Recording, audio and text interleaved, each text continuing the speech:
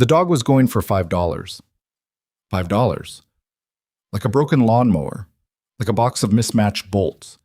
He sat in the back of a rusted cage, ribs pressing against matted fur, one ear torn, both eyes carrying something that wasn't just fear, it was knowledge. The kind you can't unlearn. Nobody bid. Nobody looked twice. But Mason Drake looked. And the moment their eyes met across that dusty auction yard, something shifted in the air.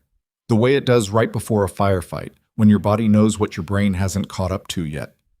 He had no idea that $5 Dog was about to pull him into the deadliest conspiracy of his life. If this story grips you, stay until the end. Hit like, drop a comment with the city you're watching from. I want to see how far this story travels. The auction was the kind of place that smelled like rust and regret. Mason Drake had pulled off Highway 9 because his left rear tire felt soft, and the nearest service station, according to a sun-bleached sign he half-trusted, was 3 miles east in a town called Redstone Crossing. He wasn't in a hurry, hadn't been in a hurry in 8 months. That was the whole point of driving with no destination. Nowhere to be, no one waiting, no mission clock ticking in the back of his skull. He'd been wrong about the tire.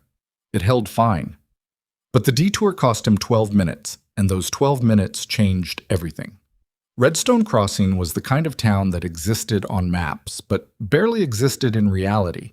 A post office, a gas station with one working pump, a diner with a hand-painted sign, and apparently, once a month, a county surplus auction held in a gravel lot behind the old National Guard armory. Mason almost drove past it. He noticed the crowd first, maybe 40 people milling around folding tables covered in military surplus, used tools, decommissioned equipment. Then he noticed the cages along the back fence line. He didn't know why he parked. Instinct, maybe. The same low-frequency alarm system that had kept him alive through 2 deployments in Iraq and 1 classified rotation that technically never happened. He was Navy SEAL, or he had been. 8 months ago he'd handed in his trident, signed the paperwork, and walked out of a Virginia Beach office building into a Tuesday afternoon that felt like someone had switched off the sound in the world. He wasn't medically discharged. He wasn't court-martialed. He simply stopped. The official term was voluntary separation. The unofficial term, the one his former teammates used, was burning out. He preferred neither. He didn't have a term for what happened in Fallujah on his last op, and he wasn't looking for one. He moved through the auction crowd without touching anyone, an old habit. He scanned faces, noted exits, clocked the 2 sheriff's deputies working the perimeter with the bored energy of men who believed nothing interesting ever happened here. The cages were along the back. Most held nothing, empty wire kennels stacked too high, waiting to be bid on as salvage. One held a young Rottweiler mix that barked at everything with dopey enthusiasm. Another held a pair of hunting beagles pressed together in the corner, napping. And then there was the German Shepherd. He was at the far end, in a cage slightly separated from the others, and the separation felt deliberate, the way you rope off something dangerous or something you don't want people to get too close to. He was large, even starved. Mason could trace his spine through the coat, count the shadows between each rib. His left ear had a V-shaped tear along the lower edge, healed wrong, leaving a notch like a battle scar that nobody had bothered to treat. His fur was dull where it should have been rich, and along his left flank, partially hidden by the angle of his body, there were patches where hair hadn't grown back right, skin showing in irregular shapes that weren't mange. Mason had seen burns before. The dog wasn't asleep. He wasn't moving either. He sat in the precise center of the cage with the rigid, deliberate stillness of an animal that had learned that attracting attention came with consequences. His eyes tracked Mason from the moment Mason approached, not the frantic scanning of a frightened animal, but the controlled, measuring attention of something that had been trained to assess threats. Military working dog, Mason thought immediately. Or was. "Hey!" He crouched to cage level, keeping his voice flat and neutral. No baby talk, no false enthusiasm. "I see you." The dog's ears shifted. Not full alert, just an adjustment. Acknowledgement. Bidding on that one? Mason looked up. One of the deputies had materialized beside him. A stocky man in his 40s with a name tag that read Pruitt, and sunglasses he hadn't taken off despite being in the shade. His body language was casual, but his position wasn't. He'd placed himself between Mason and the cage without making it obvious he'd done it on purpose. "Haven't decided," Mason said. "Not worth your time." Pruitt shrugged. "Dog's got behavioral issues, aggressive. County picked him up as a stray 3 weeks ago. Nobody's claimed him. He doesn't look aggressive. Can be unpredictable." The deputy pulled a clipboard from under his arm. "Lot 47. Opens at $5, no reserve. We're running it in about 10 minutes if you want to move on." The speed of that offer landed strangely. The deputy hadn't asked if Mason was interested. He'd moved straight to closing the deal, some price, timeline, move along. The kind of pitch you made when you wanted something gone without anyone asking too many questions. Mason looked back at the dog. The dog was still watching him. "I'll take him," Mason said. Something moved behind the deputy's sunglasses. "You don't want to eat $5. That's the opening bid, right?" Mason stood up slowly, the way you did when you wanted someone to understand you weren't asking permission. "I'll take him. Where do I sign?" "What?" The paperwork took 11 minutes. Mason counted. Pruitt handled it himself instead of handing it off to the county clerk who'd been managing every other transaction, a thin woman named Darla who'd been cheerfully processing bids on tool sets and office chairs all afternoon. For Lot 47, Pruitt took the clipboard, walked Mason to a separate folding table near the armory's side door, and produced forms that looked slightly different from the ones he'd seen other buyers filling out. The document header read, "Maricopa County Animal Control, surplus transfer," which would have been unremarkable except that Mason was in Dawes County. He knew because he'd passed the county line marker on Highway 9. He said nothing. He signed where Pruitt pointed, paid $5 in cash, and accepted a cheap nylon leash. "Good luck with him," Pruitt said, and walked away without making eye contact. Mason returned to the cage alone. He unlatched the door and held it open, leash in his left hand, right hand open and down at his side. No commands, no coaxing. He just waited. The German Shepherd stood, took one step toward the opening, paused. "Your call," Mason said quietly. "But I'm the best option you've got right now." The dog stepped out of the cage with the careful dignity of someone who'd survived enough to know that trust was a thing you extended 1 inch at a time. He stood beside Mason, not pressing close, not pulling away. Neutral. Evaluating. Mason clipped the leash and they walked to the truck. It happened the moment Mason opened the passenger door. The dog had been moving normally, loose, easy steps, still guarded but compliant. And then he simply stopped, like a circuit had tripped. His legs went rigid, his weight shifted backward, and he went down hard onto the gravel parking lot in a controlled, deliberate fold that wasn't collapse so much as command response. "Hey!" Mason was already kneeling. "Hey, what's happening?" He ran his hands along the dog's sides, checking for wounds, checking breathing. The shepherd wasn't seizing. His breathing was steady, eyes open and clear. But he was flat on his right side now, perfectly still, in a position Mason recognized, downstay, full tactical down. The position MWDs were trained to hold under fire when their handler ordered them to freeze and play dead. Something had triggered a deep command memory. Mason eased the dog over slightly, checking the underside, and that's when he saw the full extent of what the fur and the cage shadows had hidden. Along the dog's undercarriage, partially healed lacerations and patterns that weren't random. Burn marks in precise circular formations, the kind left by something applied deliberately, not by accident. And along the inside of the left rear leg, a series of small, almost surgical cuts that had healed into thin silver scars. Mason sat back on his heels in the gravel parking lot of a county surplus auction in a town he'd stumbled into by accident and understood two things simultaneously.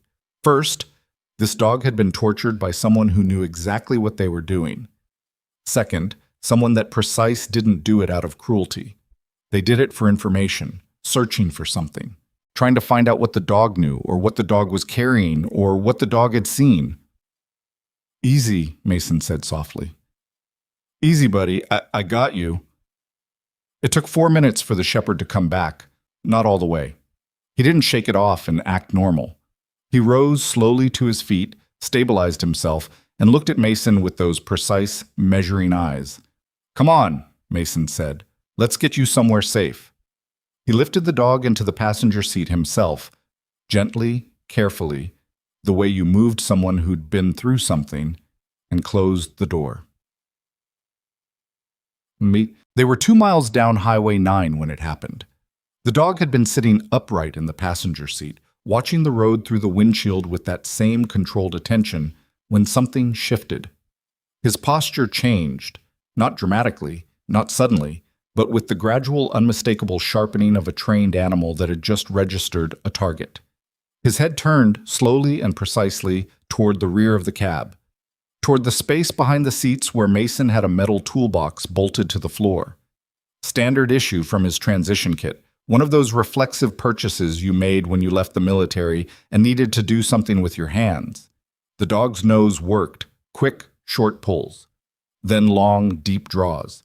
His entire body oriented toward that toolbox with the kind of locked-in focus that Mason had seen exactly once before. On a deployment outside Mosul, when a military working dog named Ranger had locked onto a pressure plate IED buried under 4 inches of dirt in a road that looked completely clean. Mason pulled over. He sat for 3 seconds, watching the dog. The dog didn't move, didn't bark, just held the alert, shoulders squared, head low and extended, perfectly still, in the passive indication posture used by narcotic and explosive detection dogs. Passive, not aggressive. That meant either drugs or explosives. Mason got out. He walked around to the cargo bed, unlocked the toolbox, and lifted the tray. Underneath the tray was a secondary compartment he used for paperwork, an emergency kit, and a backup Glock 19 he technically wasn't supposed to carry across state lines without a specific permit he did technically have.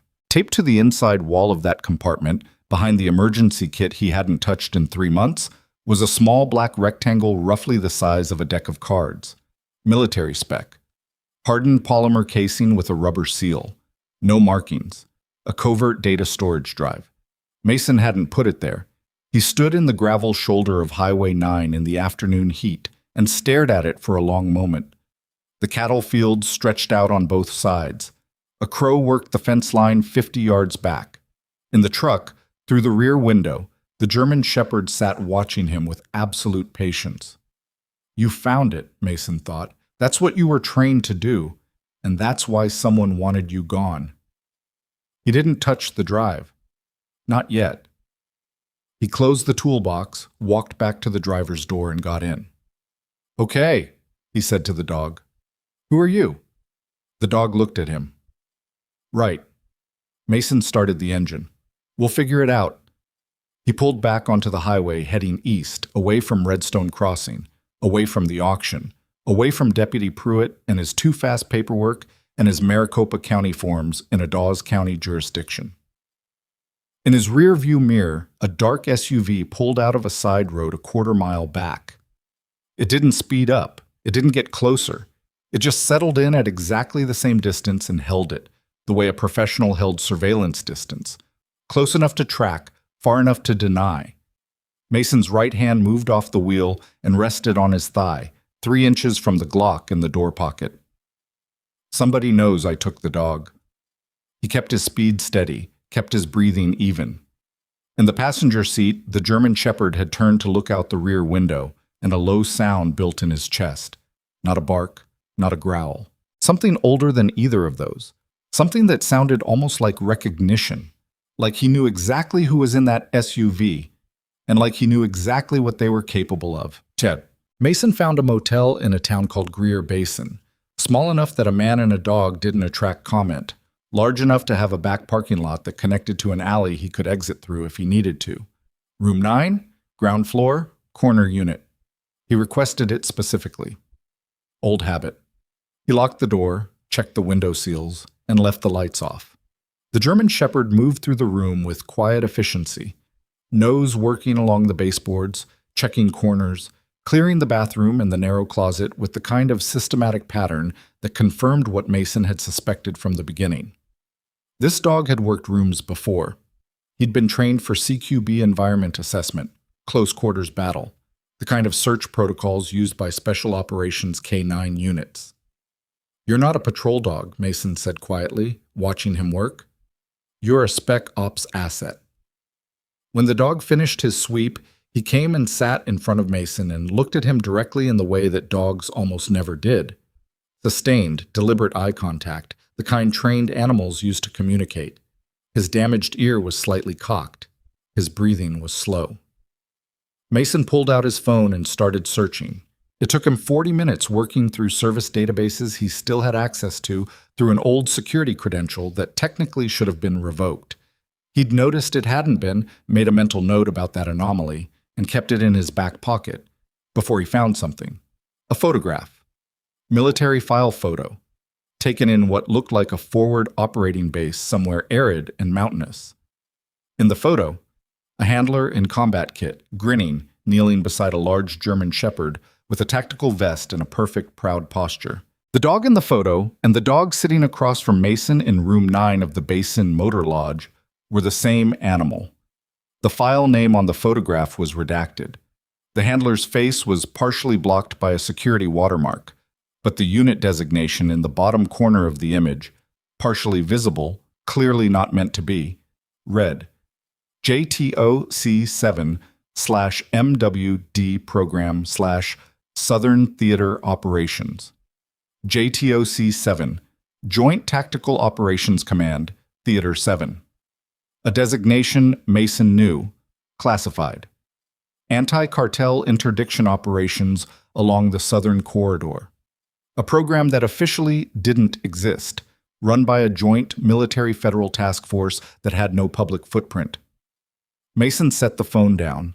He looked at the dog. "Ghost," he said. It wasn't a question. The name had surfaced in his memory from a briefing he had attended 14 months ago, a sidebar mention, a name attached to a unit that had gone dark in the field. MWD Ghost, Handler KIA, unit presumed lost in a mission compromise. The dog's head lifted. "Your name is Ghost," Mason said, and Ghost stood up and pressed his forehead very gently against Mason's knee. Just for a moment.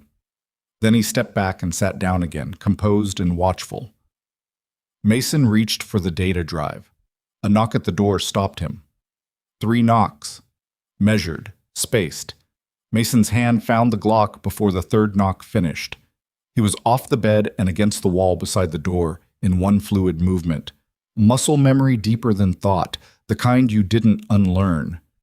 He looked at Ghost. Ghost had not moved toward the door.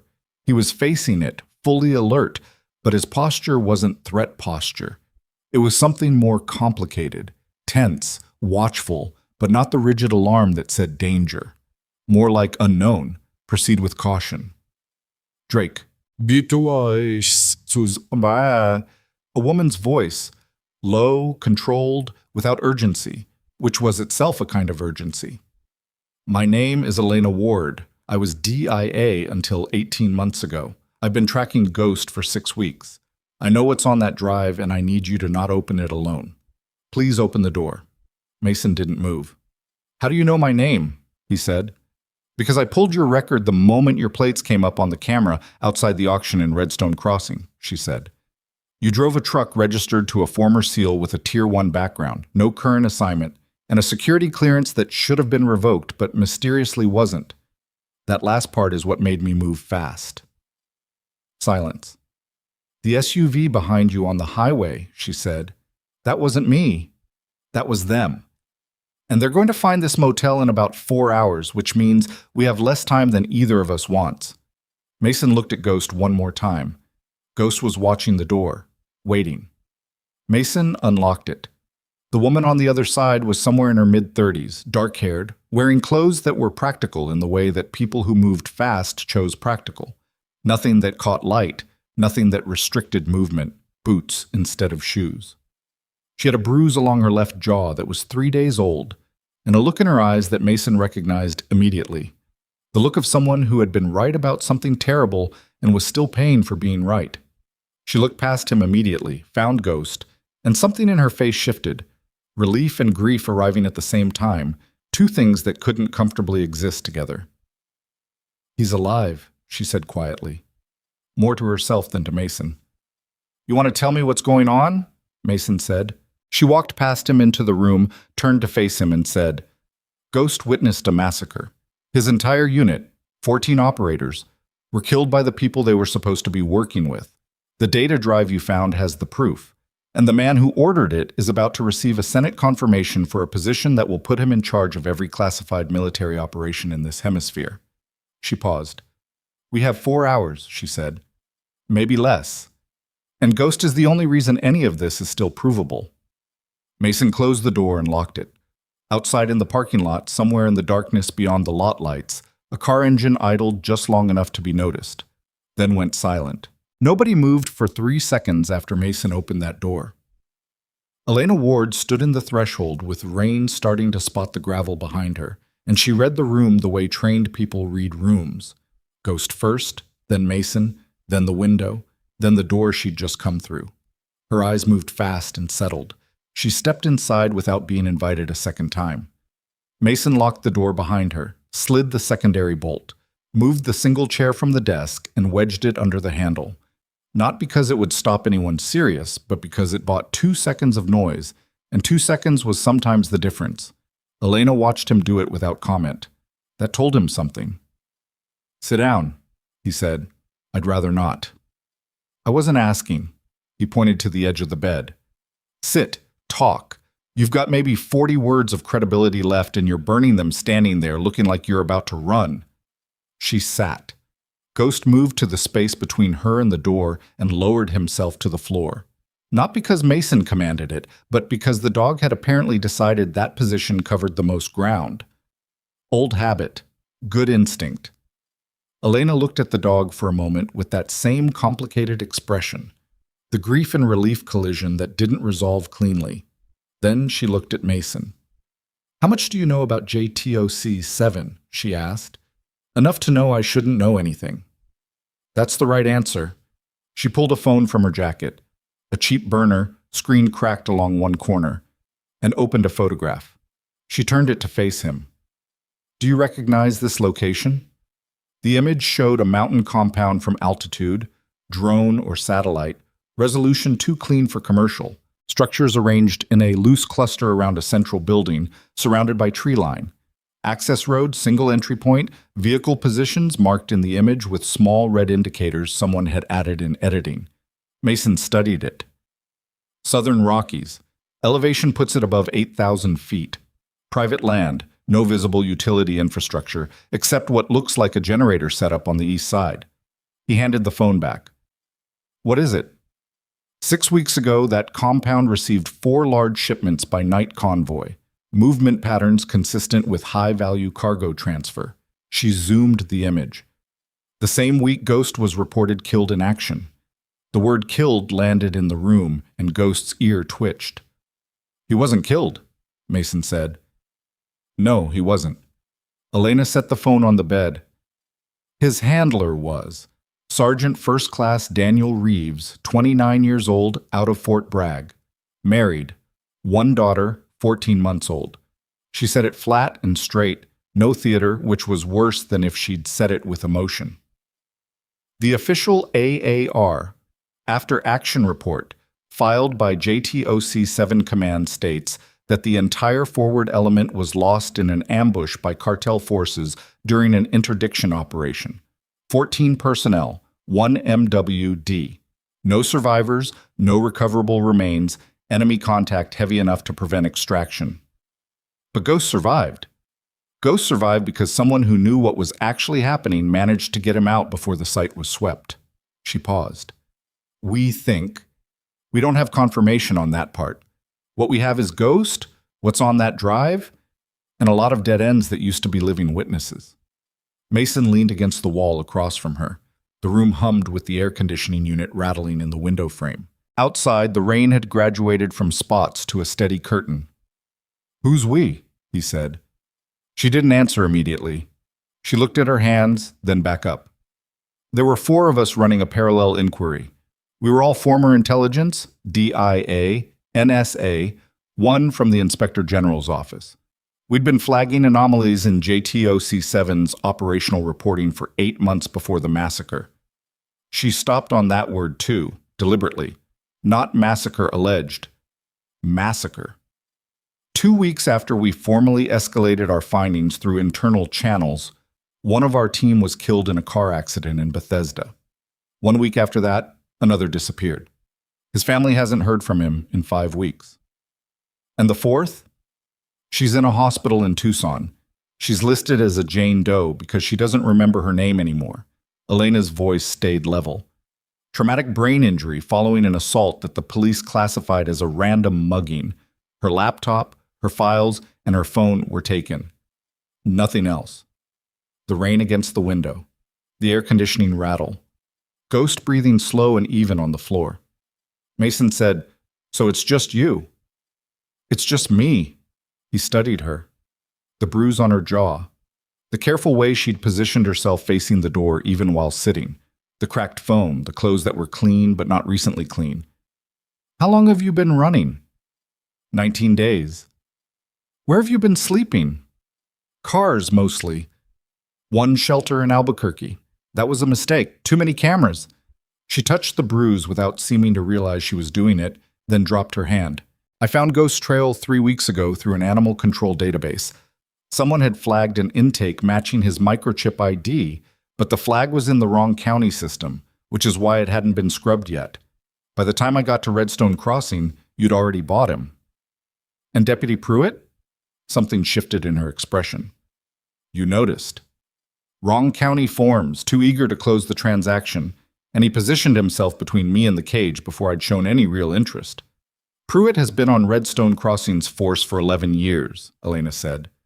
"He also receives a direct deposit of $4,000 every month from a shell company registered in Delaware that traces, through 3 layers, to a logistics firm with documented ties to the people who ran cover for JTOC7's command structure." She pulled a folded paper from inside her jacket and held it out.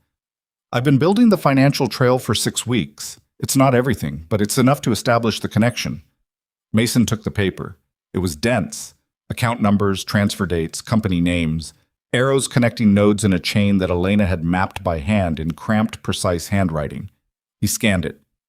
"This is solid work," he said. "I know. No false modesty, no performance, just the flat acknowledgement of someone who'd been doing the work alone and didn't need a gold star." "The drive." Mason looked at Ghost. "You knew what he was indicating on." "The drive is encrypted, military grade. I have the decryption key. Or I have half of it. The other half is biometric." She paused. "Specifically, it requires a handler's biosignature." "Reeves is dead." "Reeves is dead," she confirmed. "But the drive wasn't keyed to Reeves." Mason looked at the dog. Ghost looked back at him. "The drive is keyed to Ghost," Mason said slowly. Not a question. "His implanted chip contains a secondary encrypted token. It was a field modification, not standard protocol, done by whoever built the drive. When Ghost chip comes within range of the drive and the correct authentication code is entered, it completes the decryption sequence." She leaned forward slightly. "Whoever built that contingency didn't trust people. They trusted the dog." The rain hammered harder outside. Somewhere beyond the parking lot, a truck passed on the highway, its engine dropping down through the gears. "What's on it?" Mason said. "What do you know?" "I know what it should contain based on what Reeves communicated before the operation went dark." She pressed her palms flat on her knees. "Video footage, internal communications, financial records tied to the seizure of approximately $40 million in cartel narcotics that never made it into evidence lockup, and testimony, recorded testimony, from 3 members of the unit who knew what was coming and got their statements down before the operation kicked off." "Testimony about what specifically?" "About who gave the order." She said it quietly, like it was a thing that deserved the space. "Not a cartel, not enemy combatants. Someone inside the command structure who had been running a parallel operation, diverting seized assets for years, and when 14 operators figured out what they'd walked into, the decision was made to eliminate the liability." Mason was quiet for a moment. "How high?" "High enough that every file connected to JTOC7 has been sealed under a national security classification that can only be authorized by 3 people in the country. That doesn't narrow it much. It narrows it enough. Her jaw tightened. The confirmation hearing is in 11 days. If the man responsible for this reaches that position, every classified program in the Southern Hemisphere falls under his oversight. He will have the legal authority to bury everything permanently and the institutional power to make anyone who keeps digging simply stop. She didn't explain what stop meant. She didn't need to. Mason pushed off the wall and moved to the window, staying to the side of the glass, checking the parking lot at an angle. Rain and sodium light. A pickup truck he hadn't seen before was parked at the lot's far end, facing out. The ready position. Engine status unclear from this distance. That truck was there when I pulled in, Elena said from behind him. Or a truck like it. I can't tell if it moved. It moved. He'd cataloged the lot when they arrived. Position, angle, plate orientation. The truck at the far end had been nose in when he arrived. Now it was nose out. How did they find this motel? Plates, maybe? Or they had more coverage in Redstone Crossing than I realized. Or... She stopped. Or Pruitt called it in the moment I drove away, Mason said. Which means they've had hours. Which means they're not here to arrest us, she said. If they wanted to do this legally, even under a cover story, they'd have come in the first hour. They're waiting for something. Dark, Mason said. They're waiting for full dark. He checked his watch. 40 minutes. He turned away from the window. Ghost had risen from the floor and was standing at the foot of the bed, alert but controlled, watching Mason with the patient attention of an animal that understood the operational moment had shifted. We need the drive decrypted before we move, Mason said. If we run with an encrypted drive and they catch us, it's nothing. It's a piece of plastic. The authentication sequence takes about 4 minutes once the chip is in range, Elena said. She was already on her feet, the burner phone out. I need to connect the drive to an isolated device, nothing networked, run the sequence, and pull the files to a clean storage medium. What have you got? I have the code. I need the drive and I need Ghost close. Mason picked up the data drive from where he'd set it on the nightstand. He still hadn't touched it bare-handed, force of habit, even though fingerprints were probably the least of their problems. He set it on the bed and looked at Elena. She pulled a small hardened tablet from her bag, the kind sold to construction companies and field engineers, built for environments where normal screens died. She connected the drive with a short cable, typed a long string of characters from memory without hesitating once, and then looked at Ghost. He needs to be within about 18 inches, she said. Mason signaled Ghost forward with a flat-handed gesture. A come command, palm down, 2 short sweeps. Ghost moved to Elena's side and sat. The tablet screen showed a progress bar. It moved. 30%. 40. Mason went back to the window. The truck at the far end of the lot hadn't moved, but now there was a second vehicle, a dark SUV, pulled in facing the office, driver's side toward the building. He couldn't see the driver, couldn't tell if anyone was in the back. 2 vehicles, which meant a minimum of 2, more likely 4. Standard surveillance team for a stationary target was 4, split 2 and 2. 60% on the progress bar. Talk to me about the unit, Mason said, not turning from the window. Ghost's unit, the 14. Special operations? Army primarily, with 2 Navy attachments and 1 Air Force combat controller. They were running anti-cartel interdiction in coordination with a federal task force. The operation was called Clean Slate. Elena's voice was steady, but her cadence had changed. She was monitoring the tablet and talking at the same time, dividing attention. They'd been operational for 8 months. Successful interdictions. Real results. Then they hit a distribution network that was larger than anyone had mapped. Not just product, but the financial infrastructure, the political connections. They started pulling threads that led places they weren't supposed to go. And someone noticed they were pulling. Someone noticed, she confirmed. The last confirmed communication from the unit was a burst transmission logged 11 months ago, 2 hours before the official timeline says the ambush occurred. The transmission was flagged by NSA, but suppressed before it reached analysis. My colleague in the IG's office found it before she ended up in the Tucson hospital. What did the transmission say?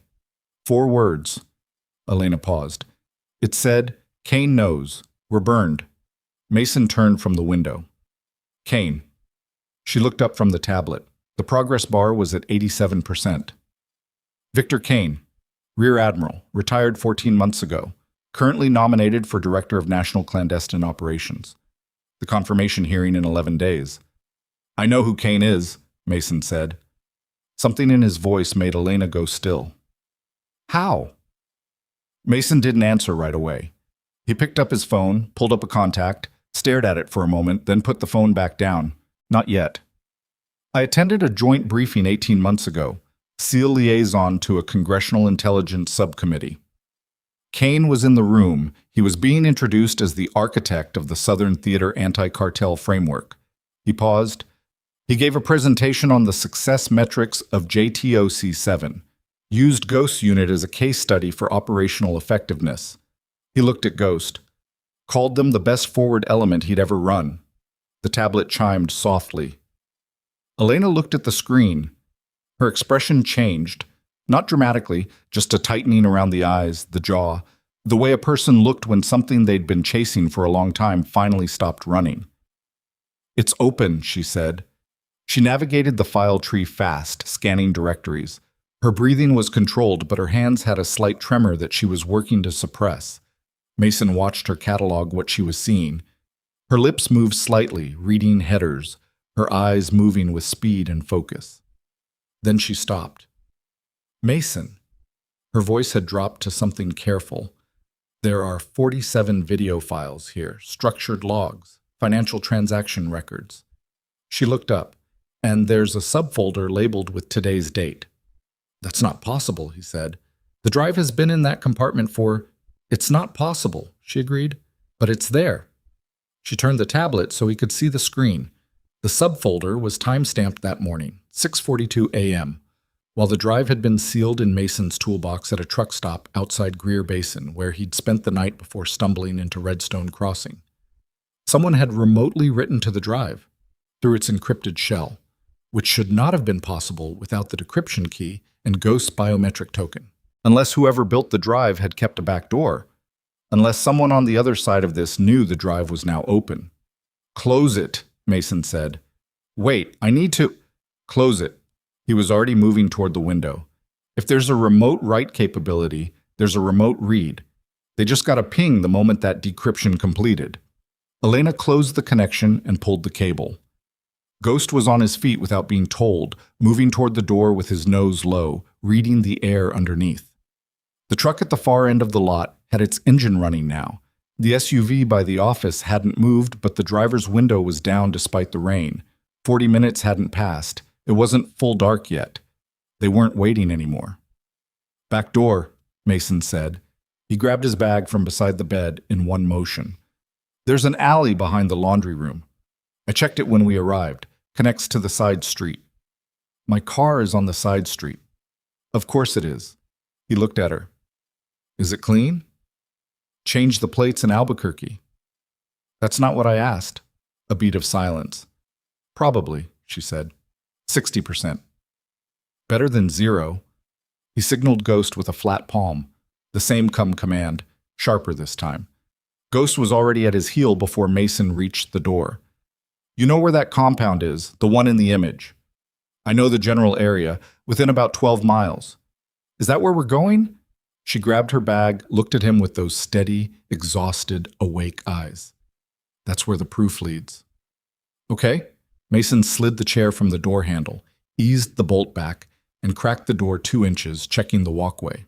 Clear. He opened it and moved. Behind him, Elena and Ghost slipped out into the rain, and the door to room 9 swung shut on a motel that would be swarming with people in about 90 seconds.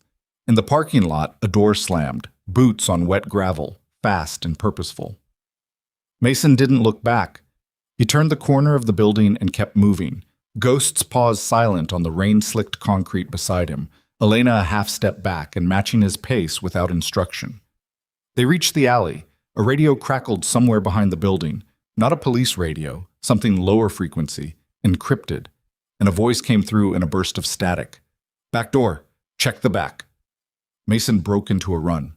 Ghost ran with him, stride for stride, and for the first time since the auction, the dog's body moved without hesitation, without pain, without the guarded economy of an animal carrying old damage. He ran like what he was, or what he'd been, a precision-built machine that had been waiting for someone to point it in the right direction. They hit the side street. Elena's car was there. A gray Subaru with mismatched rear plates, engine cold. She had the key in the lock before Mason reached it. He pulled the rear door and Ghost went in, and Mason folded into the passenger seat as Elena turned the ignition and the engine caught on the second try. She pulled out without lights for the first block. Old habit. Good instinct. 12 miles, Mason said. Approximate, she confirmed. Ghost pressed his nose to the gap in the rear window, reading the night air as Greer Basin fell away behind them and the darkness of the mountain highway opened up ahead. In the side mirror, the lights of two vehicles swept out of the motel lot and turned in the wrong direction. Bought time. Not much, but some. Mason exhaled through his nose, slow and controlled, and reached into his bag for the Glock. Checked the chamber, reseated the magazine, settled it between his right thigh and the door. "You said you know who Kane is," Elena said, eyes on the road. "How well?" Mason looked at the dark highway unspooling in the headlights, at the tree line pressing in from both sides, at Ghost's reflection in the rear window, alert, watching, carrying everything forward. "Well enough," he said, "to know he's going to come at us personally when he finds out the drive is open." Elena said nothing. The wipers beat against the rain. "He won't send more intermediaries," Mason said. "Not now. Not with 11 days left and everything on the line." She glanced at him sideways. "How do you know that?" He didn't answer. He was watching the tree line, watching for movement between the trunks where the headlights caught the edge of things, the way you watched in country, in the dark, when the enemy knew the terrain better than you did, and your only edge was that you were still moving and they didn't know exactly where. Somewhere in those trees, through 12 approximate miles of mountain darkness, was a compound with answers in it, and somewhere behind them, closing fast on a highway they didn't know yet, was the proof that the answers were real. The tree line swallowed them whole. Elena killed the headlights 2 miles in, switching to the parking lights only, enough to keep them on the road, not enough to announce them to anything watching from elevation. The mountain highway had narrowed to a single lane of cracked asphalt that wound upward through dense pine, and the rain had thinned to a mist that caught the pale light and turned the world ahead into something gray and uncertain. Mason had the road atlas open across his knees, paper, not digital, because digital left traces. Cross-referencing the terrain features Elena had memorized from the satellite image. His phone was off. Her burner was off. The tablet with the drive data was sealed in a static bag in her backpack, which was in the trunk. They were as dark as they could get while still moving. "Turn coming up in about a mile," he said.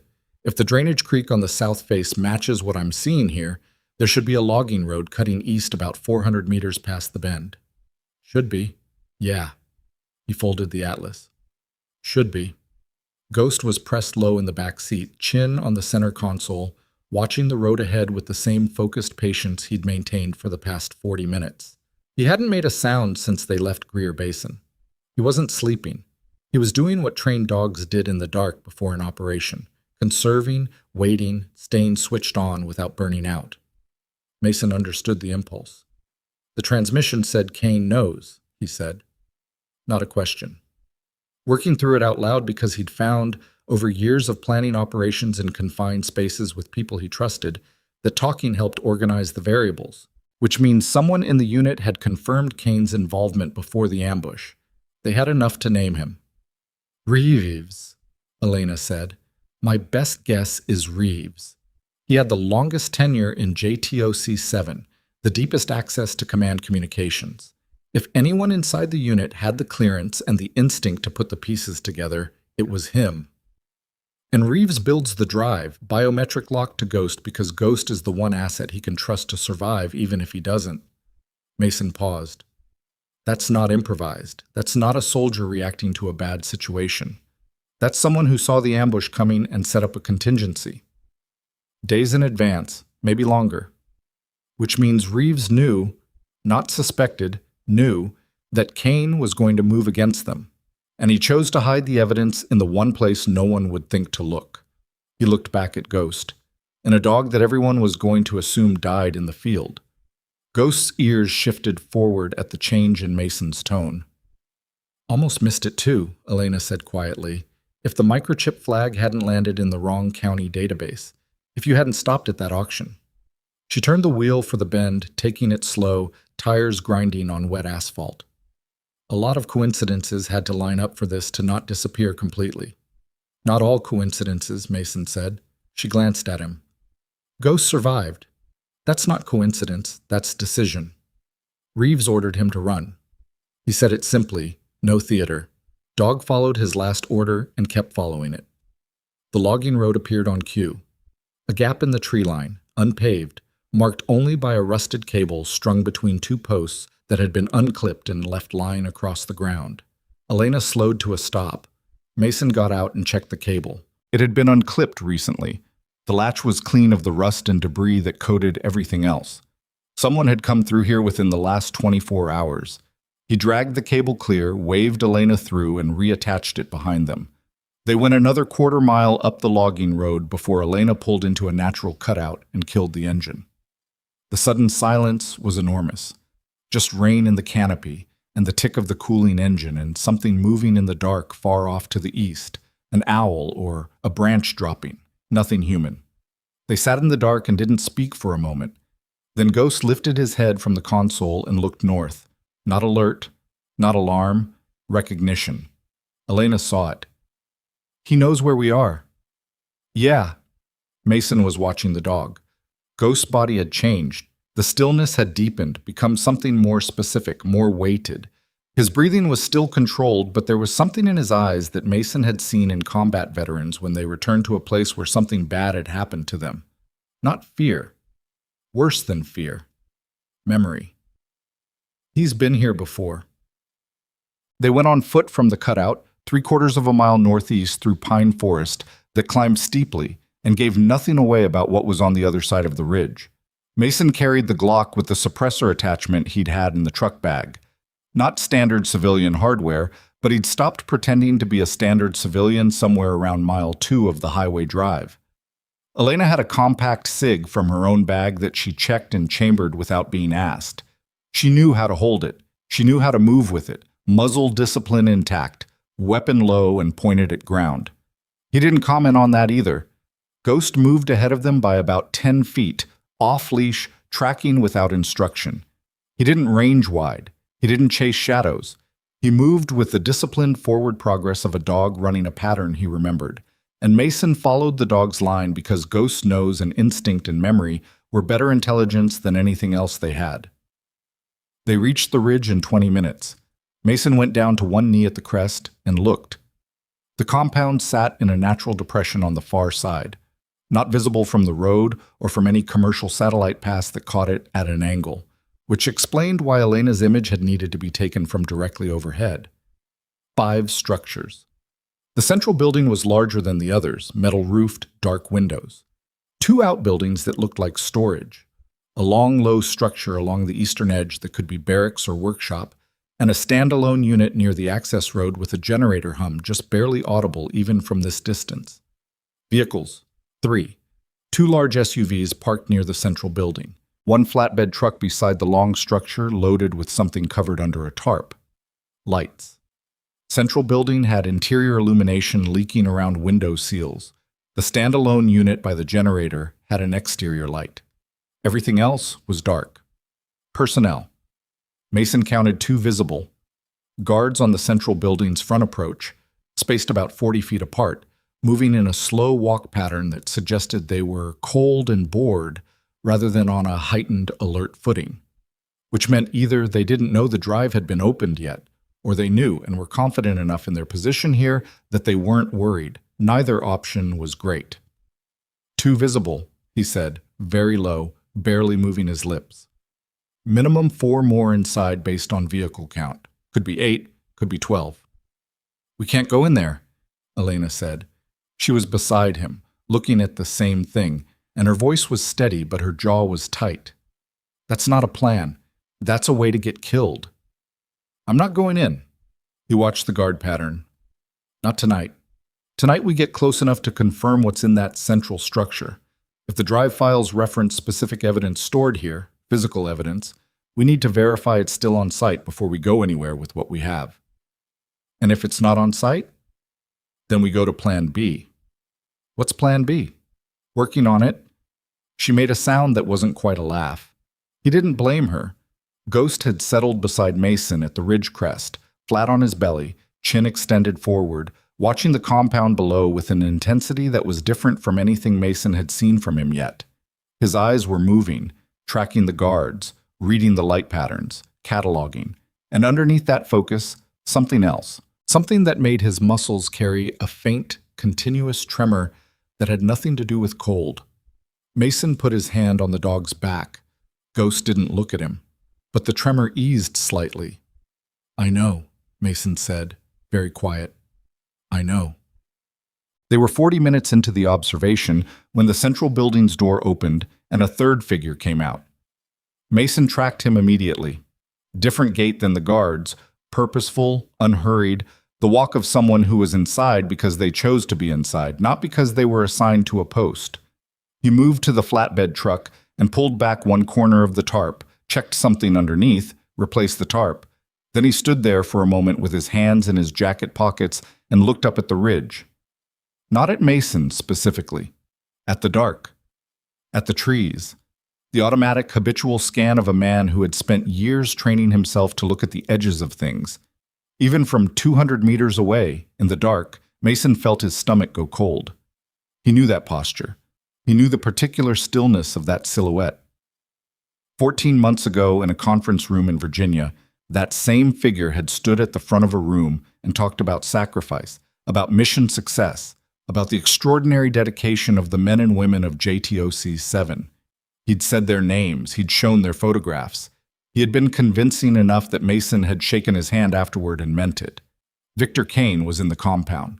Mason pulled back from the ridge crest, slowly, not disturbing the brush. Elena read his movement and pulled back with him. Ghost followed, belly low and silent, without a sound. When they were far enough back, Mason stopped. "Kane's here," he said. Elena went still. "You're sure?"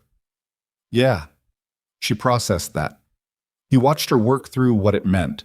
Kane personally present meant the compound was more significant than a logistics point. It meant something was happening here, now, that Kane needed to oversee. "The confirmation hearing is in 11 days, she said. "He's not here for the view," Mason said. "He's here to move something, the evidence files maybe, or the product, or both."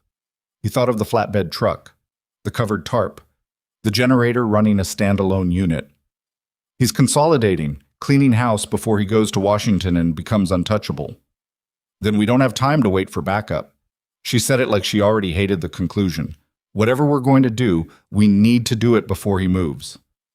"We need the physical corroboration," Mason said. "The drive files alone are strong, but they can be contested. Origin, chain of custody, tampering claims. If there's physical evidence in that structure, product or financial records or weapons, something tangible that corroborates the video testimony on the drive, then contesting it becomes a different proposition." So we go in. Not we. He looked at her. You. You go to the road, you get to the car, and you get the tablet and the drive to a secure location. Someone who can receive it, verify it, and hold it independent of us. I'm not leaving you here. I'm not asking you to stay. His voice was flat, not unkind. I'm asking you to complete the objective.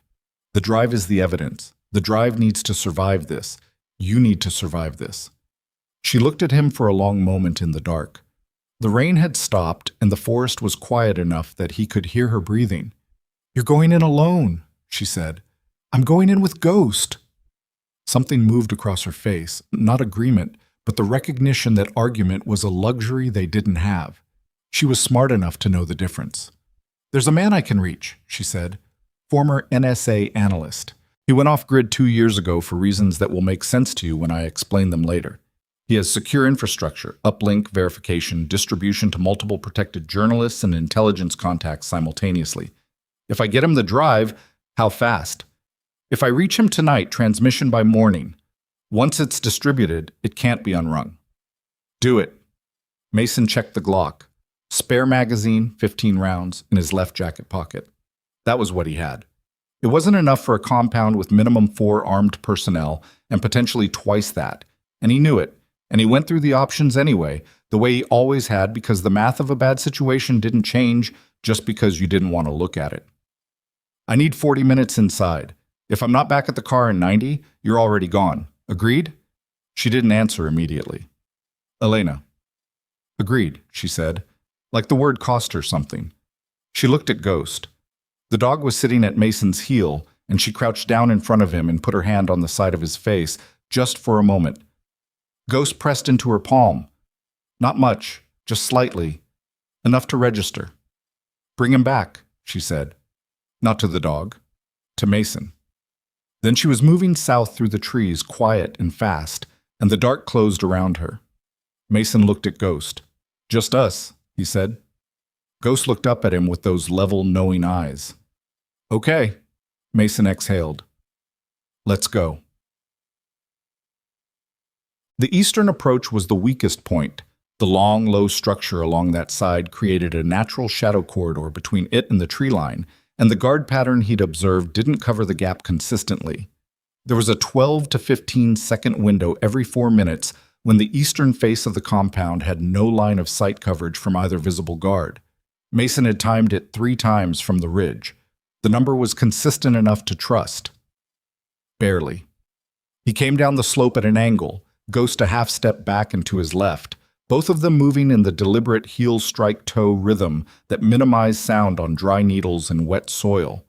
The Glock was in his right hand, suppressor threaded, muzzle at low ready, not pointed at anything, not yet. The guard on the east side turned away at the beginning of his pattern rotation. Mason moved. 30 feet of open ground between the tree line and the wall of the long structure. He covered it in 10 seconds, back pressed to the metal siding before the guard completed his turn. Ghost was already there. He'd move faster, lower, a dark shape that arrived without sound. Mason waited, counted. The guard passed on the far side of the building, footsteps audible on gravel, and kept going. He moved along the wall toward the rear of the central building. The back entrance was a steel door with a keypad, not a heavy security installation, the kind you found on commercial storage facilities, which told him this wasn't a permanent hardened site. Improvised, functional. Kane was using it, but it hadn't been built for him, or not built for this specific purpose. He didn't have the code. Ghost did. The dog moved directly to the keypad and sat, and Mason watched him, not understanding, and then Ghost raised his right paw and pressed it against the panel just below the number grid. Nothing happened. But Mason looked more closely at the panel and saw it. A secondary reader below the main keypad. Not a fingerprint scanner, a chip reader. The same kind used by some veterinary facilities for microchip verification. Reeves had built more than one door into this. Mason pulled Ghost's shoulder toward the reader, and the chip in the dog's shoulder passed within range of the panel, and the lock clicked open. The door swung inward on a hydraulic arm, slow and silent. Inside, a warehouse space. Dim work lighting along the ceiling, LED strips, enough to see by. And what Mason saw made him stop in the doorway for 2 full seconds, despite every instinct telling him to keep moving. Narcotics. Stacked in sealed military spec containers along the left wall. Not street quantities, not even distribution quantities. This was consolidation storage. 40-plus containers, each the size of a footlocker, stacked too high along 20 feet of wall. Drug seizures rerouted from evidence lockup over a period of months, maybe years. $40 million was the number Elena had given him. Looking at this, that number felt conservative. And along the right wall, filing cabinets, open-topped storage bins, a folding table covered in documents, and several hard drives connected to a laptop running an active process. Whoever was managing this data hadn't finished. The screen showed a file deletion protocol in progress, percentage counter at 31%. They were already cleaning. Mason moved to the table and hit the keyboard shortcut to suspend the deletion process. The counter froze at 31. He pulled his phone, airplane mode, camera only, and photographed everything on the table. The documents, the screen, the file names visible in the deletion log. 60 seconds. 70. He pulled one document from the pile and scanned it. A transfer manifest dated 8 months ago, bearing a routing signature he recognized as JTOC7's internal format, with a destination code that didn't match any legitimate evidence facility in the federal database he'd memorized from that Virginia briefing. He pocketed the document. Ghost made a sound, not a bark, something lower, a vibration more than a noise. Mason turned. The interior door on the far wall, the one connecting to the central building, was open. A man stood in it. Not one of the guards. Too old for the guards, too still, too comfortable with the situation. He was in his 60s, compact, gray-haired, wearing a civilian jacket over what looked like a thermal layer. He had his hands at his sides and no visible weapon, and the absence of the weapon was more alarming than anything else because it meant he was confident he didn't need one. Admiral Victor Kane looked at Mason Drake for a long moment. Then he looked at Ghost. Something moved across Kane's face. Not surprise, he'd known, or he'd suspected. The drive being accessed, the motel, the pursuit.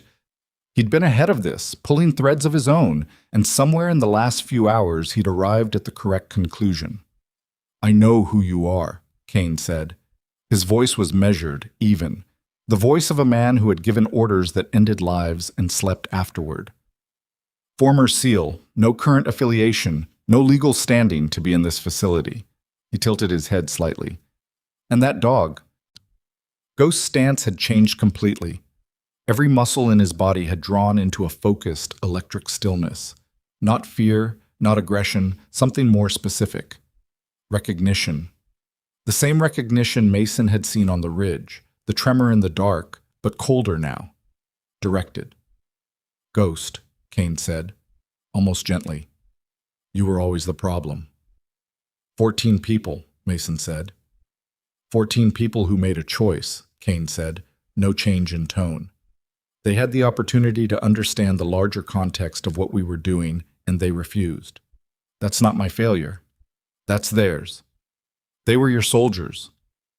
They were assets in a program that served a strategic purpose beyond their operational awareness. He took one step into the room.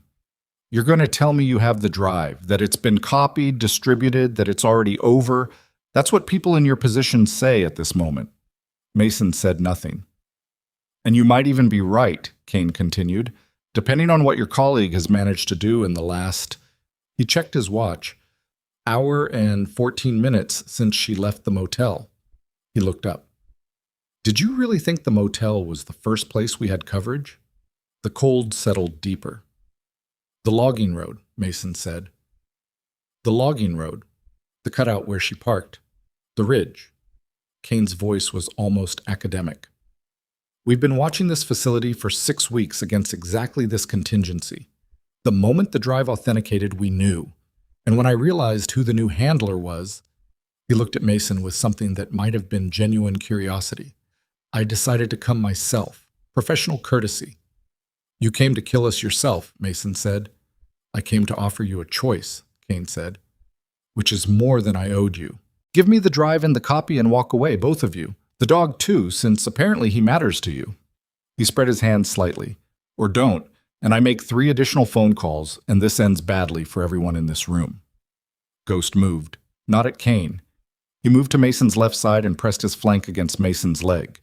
The same positioning Mason had seen military working dogs use when they were telling their handler something. Brace. Hold. The world is about to change. "You gave the order," Mason said. It wasn't a question. It wasn't even an accusation. It was a statement of established fact, said aloud so that the voice recorder running in his shirt pocket, which he'd activated when he photographed the table, which Kane either hadn't noticed or had underestimated, caught it cleanly. "You ordered the execution of 14 American Special Operations personnel to protect a drug diversion program that you've been running inside a classified military operation." Kane's expression shifted, just slightly, just enough. The academic composure cracked at one edge, the way old paint cracked before it began to peel. "You're recording this," he said. "Sergeant First Class Daniel Reeves," Mason said. "Age 29, survived by his wife and a daughter who was 14 months old when you killed her father. You want to say his name? You want to say any of their names?" Something happened in Victor Kane's face that Mason hadn't expected. It wasn't rage. It wasn't calculation.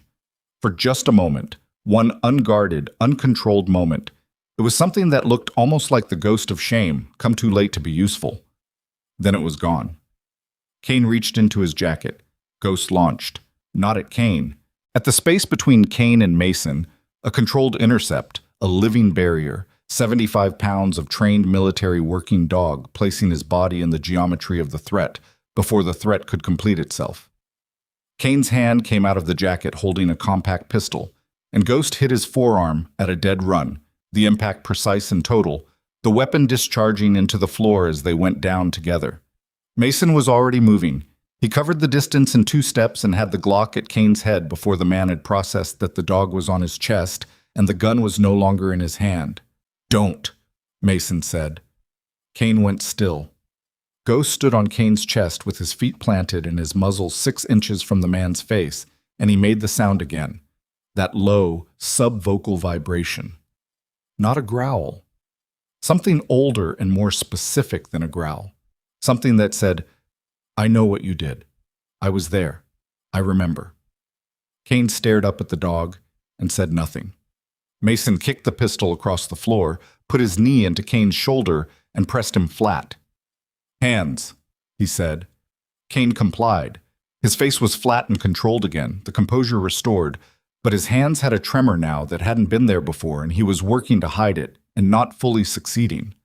Outside, somewhere on the front approach, one of the guards called something. A check-in. Routine radio protocol. Nobody answered from inside the building. There were about 30 seconds before that became a problem. Mason looked at the room. The narcotics, the documents, the frozen deletion screen, his photographs, Kane pinned beneath a dog that had every reason in the world to do worse and was choosing not to. He looked at the single document in his pocket and the recording on his chest. It wasn't everything. It wasn't clean. It was a gunshot wound's worth of evidence rather than a killing shot. And a good defense attorney with the right clearances and the right judges could maybe complicate it enough to matter. But Elena had the drive. Elena was moving. And the name Victor Kane had just said out loud on tape, the moment the drive authenticated, we knew, was a thread that connected Kane to the surveillance, to the motel, to the pursuit. Threads connected. From outside, the guard called again, louder, and this time there was the crackle of a radio underneath it. Mason looked at Ghost. Ghost looked at him. "Come on," Mason said. Ghost stepped off Kane's chest with the same deliberate precision he'd stepped out of the auction cage and followed Mason to the back door. Mason went through first, checking the shadow corridor, and Ghost came through behind him without a backward look. 30 feet to the tree line. 20. 10. Behind them, the interior door to the central building burst open and voices erupted. 2, 3, overlapping, the clipped, practiced voices of men trained to communicate under pressure. And then the back door opened and the cold air rushed out and someone shouted. Mason was already in the trees. He ran north-northeast, Ghost at his heel, and behind him the compound lit up. Exterior floods, flashlight beams cutting through the tree line, radio chatter on the frequency that carried through the night air in broken fragments. He didn't stop, didn't look back. Ran the heading by feel and memory and the slope of the ground beneath him, 90 seconds hard running until the sounds of the compound fell into distance and the forest gave him back its silence. He stopped at a boulder outcropping and pressed his back to the stone and breathed. Ghost pressed against his leg, solid and warm and present. Mason reached down and put his hand on the dog's head, and Ghost leaned into it, the same slight, dignified lean, the same 1 inch of trust extended at a time. "Good boy," Mason said. His voice came out rougher than he intended. "That was good. That was really good." Ghost exhaled through his nose, long and slow. Above them, through the pine canopy, the clouds had broken in one place and a thin strip of black sky showed through. And Mason stood against the boulder with a hand on a dog that shouldn't have survived, and a recording in his pocket of a man who had just said enough to matter. And he stayed there until his breathing leveled and the radio traffic from the compound below began to organize itself into search patterns. Then he moved. He found Elena at the car. She was in the driver's seat with the engine running and the lights off and the cig on her lap. And when Mason came through the tree line at the edge of the logging road, she had the weapon up and indexed before she'd fully registered it was him. She dropped it immediately, but the fact that she'd raised it at all told him how the last 90 minutes had gone for her on this end. He pulled the rear door and Ghost went in. Mason took the passenger seat. "Drive," he said. She drove. Neither of them spoke for the first 2 miles. The logging road was rough, and she took it faster than was comfortable, the suspension bottoming out twice on ruts that the headlights didn't catch in time. And Mason braced against the dash and said nothing because speed was the right call, and discomfort was a small price. When they hit the paved highway, she turned south without asking and accelerated to 10 over the limit, fast enough to make time, slow enough to not be the car that got pulled over. "Kane was there," Mason said. Her hands tightened on the wheel. "I know. I figured when you didn't come back at 60 minutes. A pause. "How?" He knew about the drive authentication. He's had coverage on that compound, and on us, tighter than we thought. Mason reached into his pocket and pulled out the document he'd taken from the table. He set it on the console between them. "I got photographs, financial records, transfer manifests, the deletion log. And I got him on recording." She looked at him briefly, then back at the road. "Saying what?" "Enough." He pulled the phone out and played back 40 seconds of audio. Kane's voice, measured and clear. They had the opportunity to understand the larger context and they refused. And then Mason's own voice, flat. "You ordered the execution of 14 American Special Operations personnel." Silence. And Kane's response, "The moment the drive authenticated, we knew." Elena listened to the playback without expression. When it ended, she was quiet for a moment. "That last part," she said, "that's his acknowledgement of surveillance. That's his connection to the motel, to the pursuit. That's what I'm thinking. It's not a confession." "No," Mason said. "It's not. But it's a thread, and threads connect." He looked at the road ahead. "Did you reach your contact?" "He's ready. The drive is uploading now through his infrastructure. Encrypted burst transmission to 6 separate recipients. Journalists, 2 of them. A sitting federal judge who has been running a sealed inquiry into JTOC 7 financial anomalies for 4 months. And a Senate intelligence staffer who has been trying to get traction on the Kane nomination through official channels and hitting walls." She exhaled. "Once all 6 confirm receipt, it's done. Nobody can unring it." "How long?" He said 2 hours for full confirmation. Maybe less. Mason checked his watch, looked back at Ghost. The dog was flat on the back seat now, finally, actually resting. Not the controlled combat stillness of earlier, but genuine exhaustion, his breathing deep and slow, one paw draped over the edge of the seat. 60-something miles of mountain highway left to cover before they hit anything resembling civilization. 2 hours until the transmission confirmed. Behind them, a compound full of people who knew what had just happened and had Kane directing the response. He did the math. He didn't like the math. He almost never liked the math. "They're going to move Kane," he said. "The moment his people report what happened in that building, someone in his network is going to tell him to get clear of the compound and get to a position where his legal team can construct the narrative before any of this hits." "Can they still contain it, if the transmission confirms?" "Contain it? No. Shape it, maybe. A man with Kane's connections and Kane's legal resources doesn't walk into an arrest. He walks into a process, and the process takes time, and time is how people like him survive." Mason turned the document over in his hands. "The recording is useful, but it needs context. The photographs need chain of custody. The drive files need to be authenticated by someone with the technical credibility to stand behind them in front of a federal court or a Senate hearing." "The federal judge on the recipient list," Elena said. "She has the clearance and the standing to initiate a preservation order on the compound immediately. If she moves tonight before Kane's people can sanitize, can she move that fast?" If what's on the drive is what I think it is, she won't have a choice, and she'll know that. Elena's voice was measured, but underneath it was something close to hope, which was its own kind of dangerous thing. She's been building this inquiry in a sealed chamber for 4 months because she couldn't get anyone to take it through normal channels. If we hand her physical corroboration and recorded acknowledgement of surveillance in the same night, she moves, Mason finished. She moves. He was quiet for a moment. Okay. He set the document back on the console. Okay, then the next problem is Kane himself. Where does he go? He has a private property registered under a trust in Colorado. Mountain property, 40 minutes from Denver. We flagged it 6 weeks ago as a potential secondary location. That's where he goes, Mason said. Somewhere he controls, somewhere his people can reach him, somewhere he can talk to his attorneys and his allies and start building the wall before the wave hits. We can't touch him there. No, Mason agreed. We can't. He looked at the dark highway.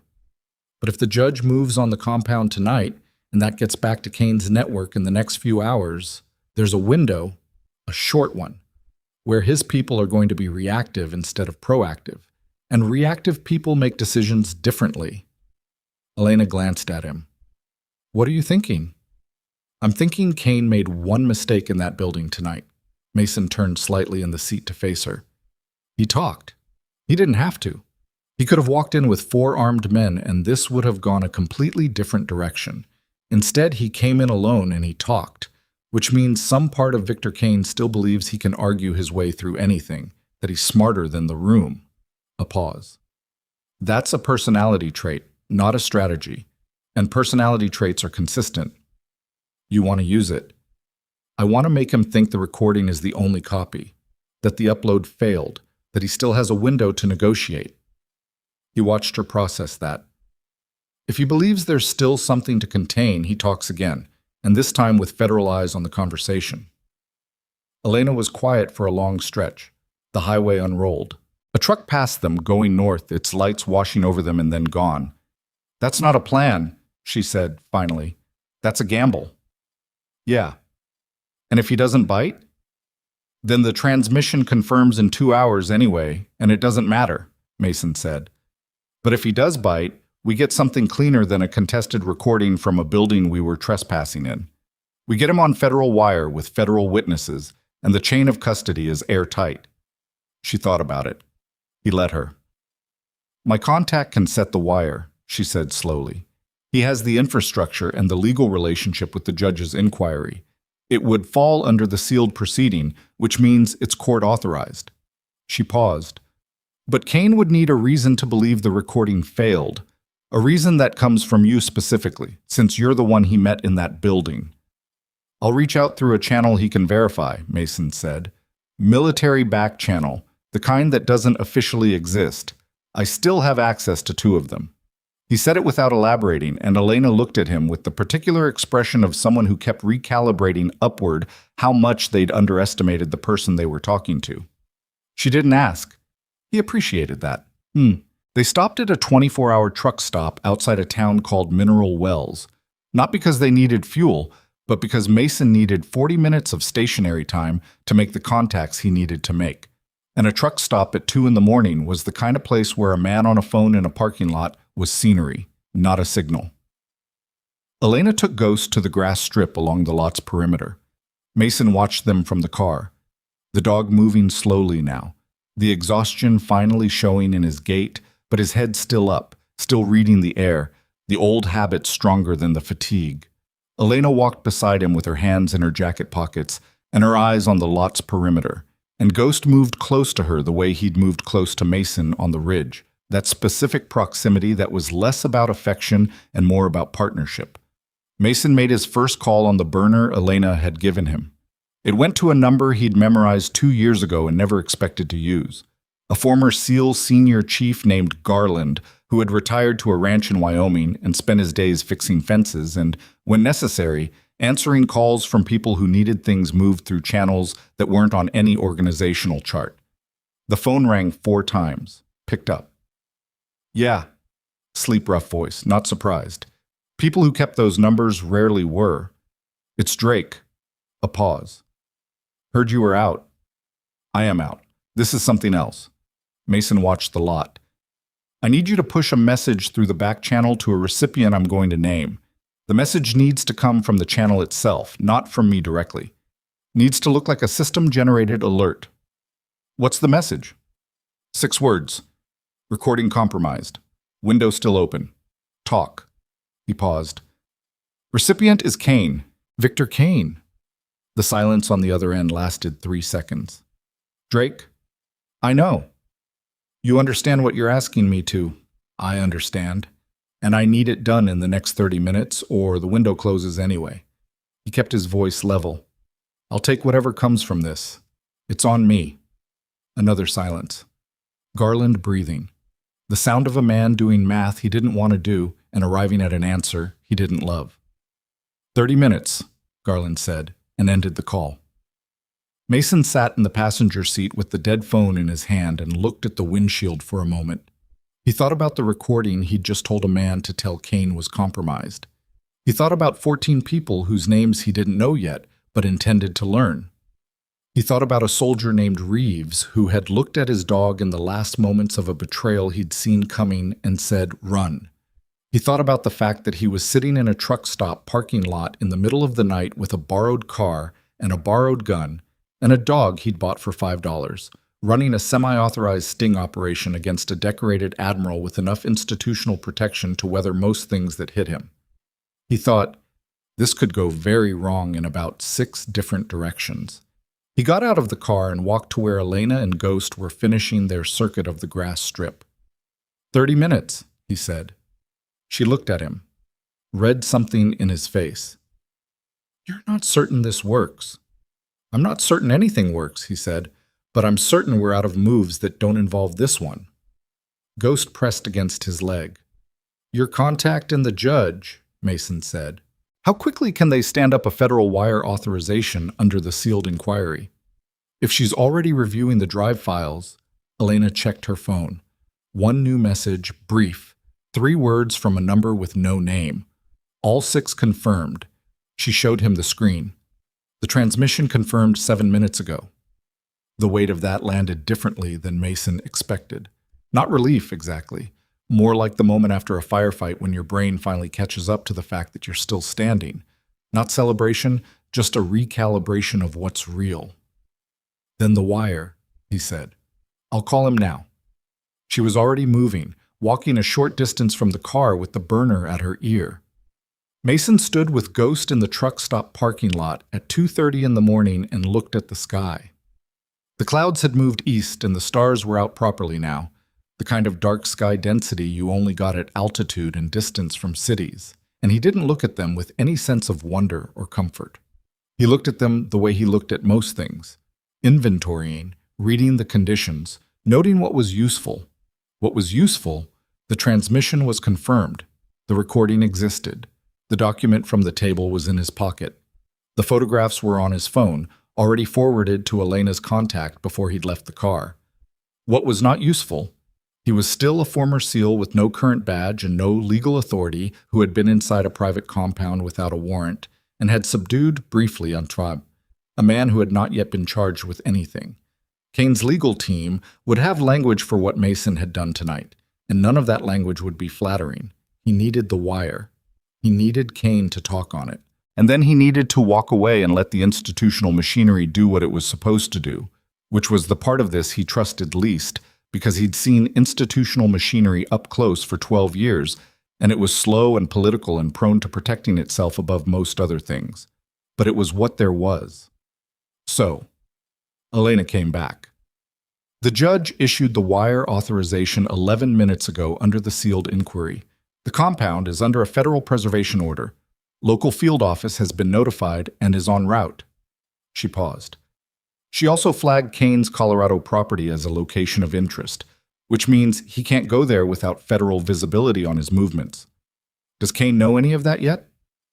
The preservation order is sealed. His people won't know until agents arrive at the compound. She checked her watch, which is... Her phone moved. A new message from no-name contact. Target responded. Channel active. Wants direct contact. Your number? They looked at each other. He bit, Mason said.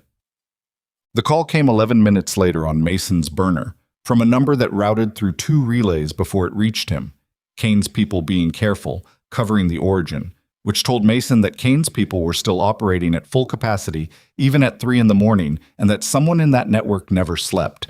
Kane himself answered when Mason picked up. "You said the recording failed." Kane's voice was exactly as it had been in the warehouse, measured, controlled, no heat in it. The voice of a man who had learned to keep everything behind a wall and had kept it there for so long he'd forgotten the wall was a choice. "The recording failed," Mason said. He was sitting in the passenger seat, phone on speaker, Elena beside him, with her own line open to the judge's technical team monitoring the federal wire. Ghost was in the back seat, awake, listening with the particular attention of an animal that understood tone, if not words. "The upload to the secondary source didn't complete. What I have is a document and photographs that aren't independently verifiable without the drive files." "And the drive?" "The drive is in the wind," Mason said. "I don't control where it is right now." A pause. Not long. Kane was running calculations, and Kane ran them fast. "What do you want?" "I want to know why," Mason said. And he meant it, not as a tactic, but as a genuine question, the kind that had been sitting at the back of his mind since the moment in the warehouse when Kane had walked in alone and started talking instead of sending 4 men first. "You didn't have to come to that building yourself. You've got people for that. But you came." The silence this time was different, longer. The quality of it changed. "Because I wanted to see the dog," Kane said finally. Mason said nothing. "I know that sounds—" A pause. Something moved in Kane's voice for just a moment, something that didn't have the wall around it. "Reeves was my best operator. 8 years, 3 theaters. I brought him into JTOC 7 personally." Another pause. "When I made the decision, when I authorized what happened, I told myself the program was larger than any individual, that the strategic value outweighed the cost." A breath. "I told myself that a lot of times, in different configurations. It gets easier to tell yourself things the more practice you get." 14 people, Mason said. 14 people, Kane repeated. The 2 words landed flat and final in a way they hadn't before. "I came to see the dog because Reeves talked about that dog the same way he talked about his daughter, and I suppose I wanted to—" He stopped, didn't finish. "To what?" Mason said. "To know if it was real," Kane said. "The thing Reeves had. The thing they all had. I wanted to know if I'd understood what I destroyed at the time, or if I'd found a way to not understand it." The line was quiet for 3 seconds. "And?" Mason said. "And the dog's alive," Kane said. "So?" Elena had both hands flat on her thighs, not moving, barely breathing. Mason looked at Ghost in the rearview mirror. Ghost was looking back at him. "Kane," Mason said, "the compound is under a federal preservation order as of 40 minutes ago. The drive files confirmed with 6 recipients 2 hours before that. The recording exists." He said it straight, no preamble, no escalation, just the facts laid in sequence like a timeline. "What I told you about the recording was a lie. I needed you to talk. You talked." The silence on the other end could have been anything. Could have been rage, calculation, the sound of a man deciding to hang up and call his attorneys and fight every inch of what came next with every resource he had. Could have been the sound of someone going through all the moves and arriving at the end of the board. What it actually was, Mason couldn't fully read. He wasn't sure Kane could either. "The families," Kane said. "The 14. They're going to know everything." "They're going to know everything," Mason confirmed. A long pause. "My attorneys are going to tell me to say nothing more." "That's your right. I'm aware of my rights, Drake. Not sharp, just tired. I'm also aware that I'm 71 years old and I built something real once, before I made choices that unmade it." A pause. "Tell me one thing. Honestly, if I can, was there any version of this where the program survives and the unit survives?" Kane asked. "Or was I always going to have to choose?" Mason thought about it honestly, the way Kane seemed to actually want. "I don't know enough about what you were running to answer that," he said. "But I know Reeves built a contingency that gave you a way out of the choice. He could have given the drive to anyone. He gave it to the dog, knowing the dog would get found eventually. Knowing someone would ask questions. He paused. That's not a man who wanted to destroy you. That's a man who wanted to give you enough rope to hang yourself with if you chose wrong, and enough of a door to walk through if you chose right. The silence stretched. I chose wrong, Kane said. Yeah, Mason said. You did. The line went quiet for a moment, and then Kane said, I'll speak with the federal inquiry, without my attorneys present, for the first conversation. A pause. Tell them to send someone to my Colorado property. I'll be there by morning. The call ended. Mason sat with the phone in his hand in a truck stop parking lot in the mountain dark and didn't say anything for a moment. His chest felt strange. Not relief, not triumph, something much flatter and more complicated than either of those things. The feeling you got when something terrible resolved into something merely serious, when the worst-case branch closed and you found yourself on a branch that was bad but survivable. Elena put her hand over her mouth briefly, then dropped it. Her eyes were wet, and she blinked it back with the practical efficiency of someone who didn't have time for it yet. The judge's team got it all? Mason asked. Every word, she said. They're moving on Colorado now. Ghost pushed his nose between the front seats and rested his chin on the center console, and Mason reached over and put his hand on the dog's head, and Ghost's eyes closed halfway. Okay, Mason said, to no one in particular. Okay? He was so tired his hands had gone slightly numb, the kind of tired that didn't arrive until after the work was done, and he sat in it for a moment and let it be there. Elena started the engine. There's a hospital in Mineral Wells, she said. Ghost needs to be seen by a vet, and you need to be looked at too. She glanced at the right side of his jacket, which he'd been holding his arm against for the last 20 minutes, in a way that had nothing to do with temperature. I'm fine, he said. You took a fragment from that gunshot in the building, she said. I could see it in the light when you came out of the trees. You've been favoring your right side since before you got in the car. He looked at her. Hospital, she said, and pulled out of the lot without further discussion. Ghost lifted his chin from the console and settled back in the rear seat, and Mason leaned his head back against the headrest and watched the dark highway and thought about a soldier named Reeves who had looked at his dog and said, run, and had trusted that one word to carry everything forward that mattered, through whatever came, to wherever it needed to go.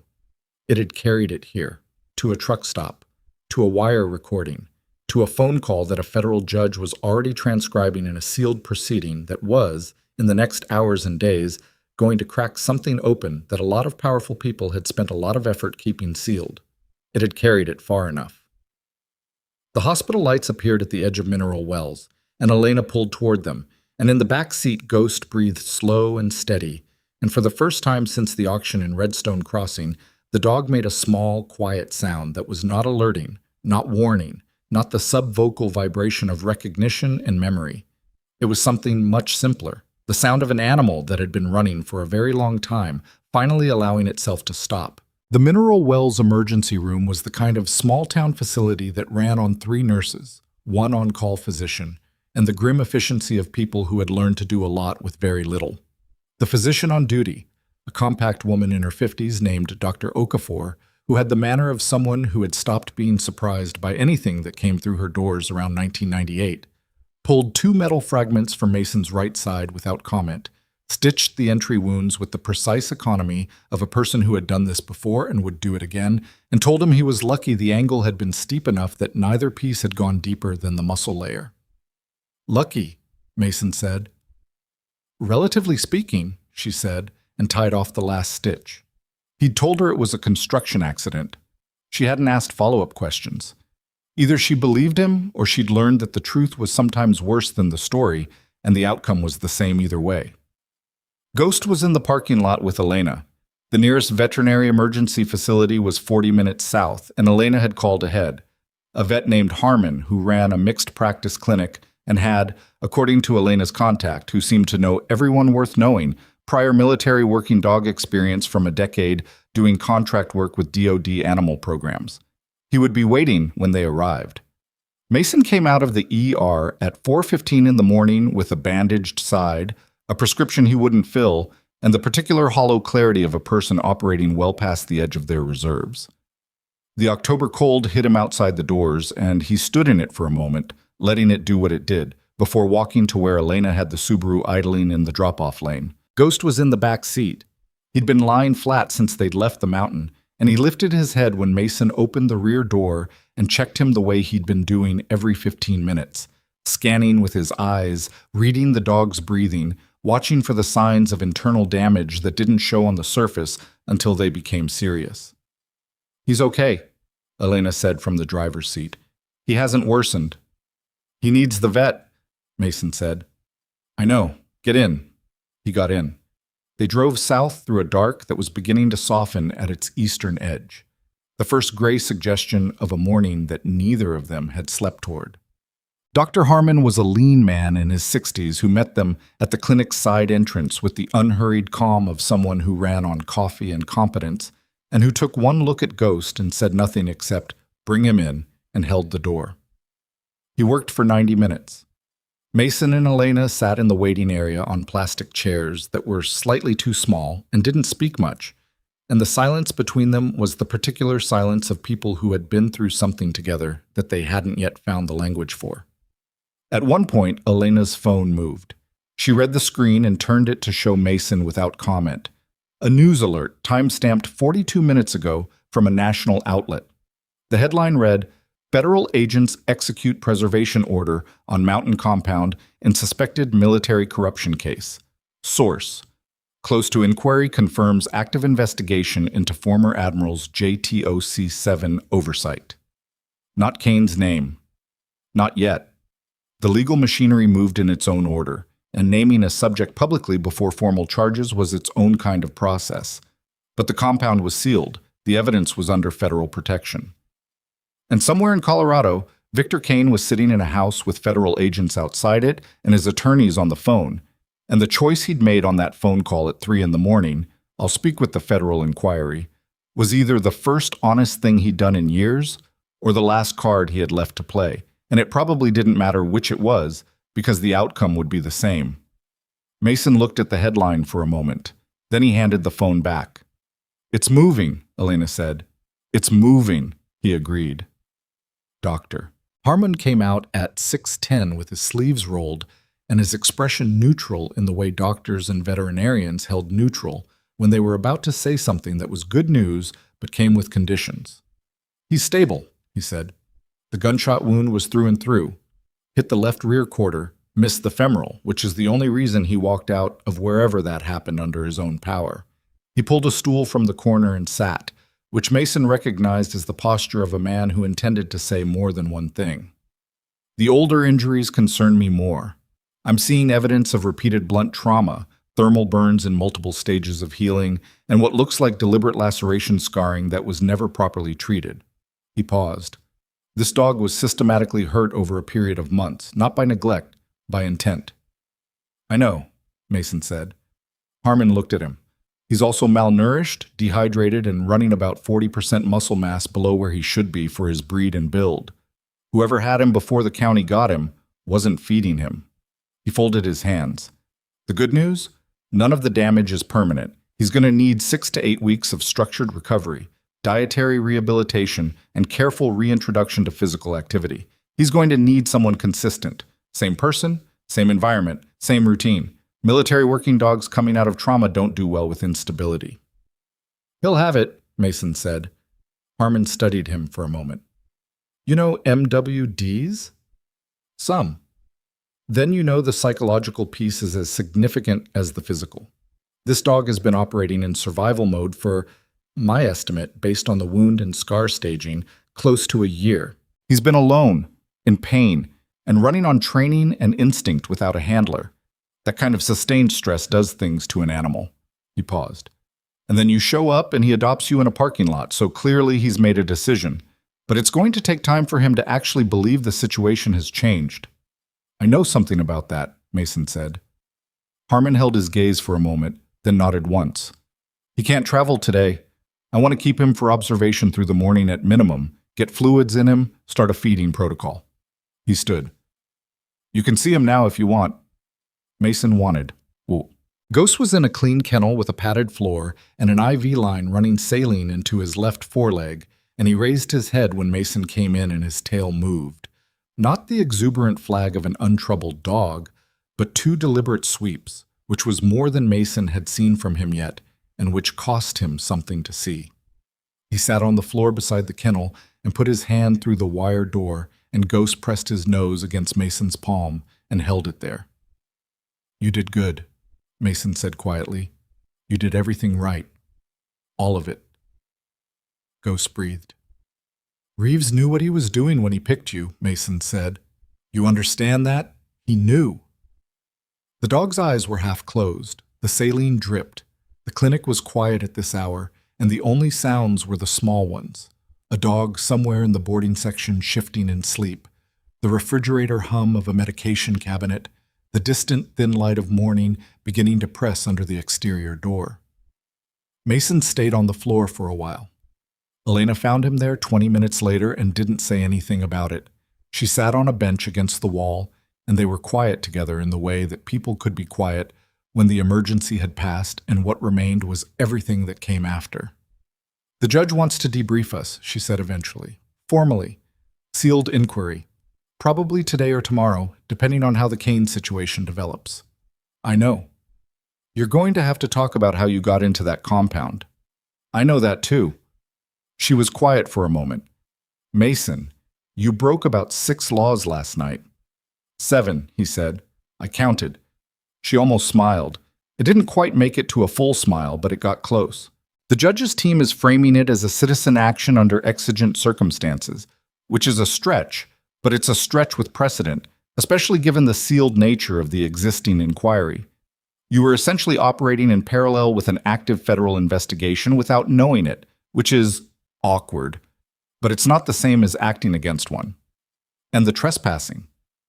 The trespassing is a problem," she said, "but it's a smaller problem than Kane's legal team is going to have, explaining the narcotics, the deletion protocol, the transfer manifests, the wire recording, and 47 video files that include 3 sworn testimony recordings from operators who are now dead." She paused. "His attorneys are good. They're not magicians."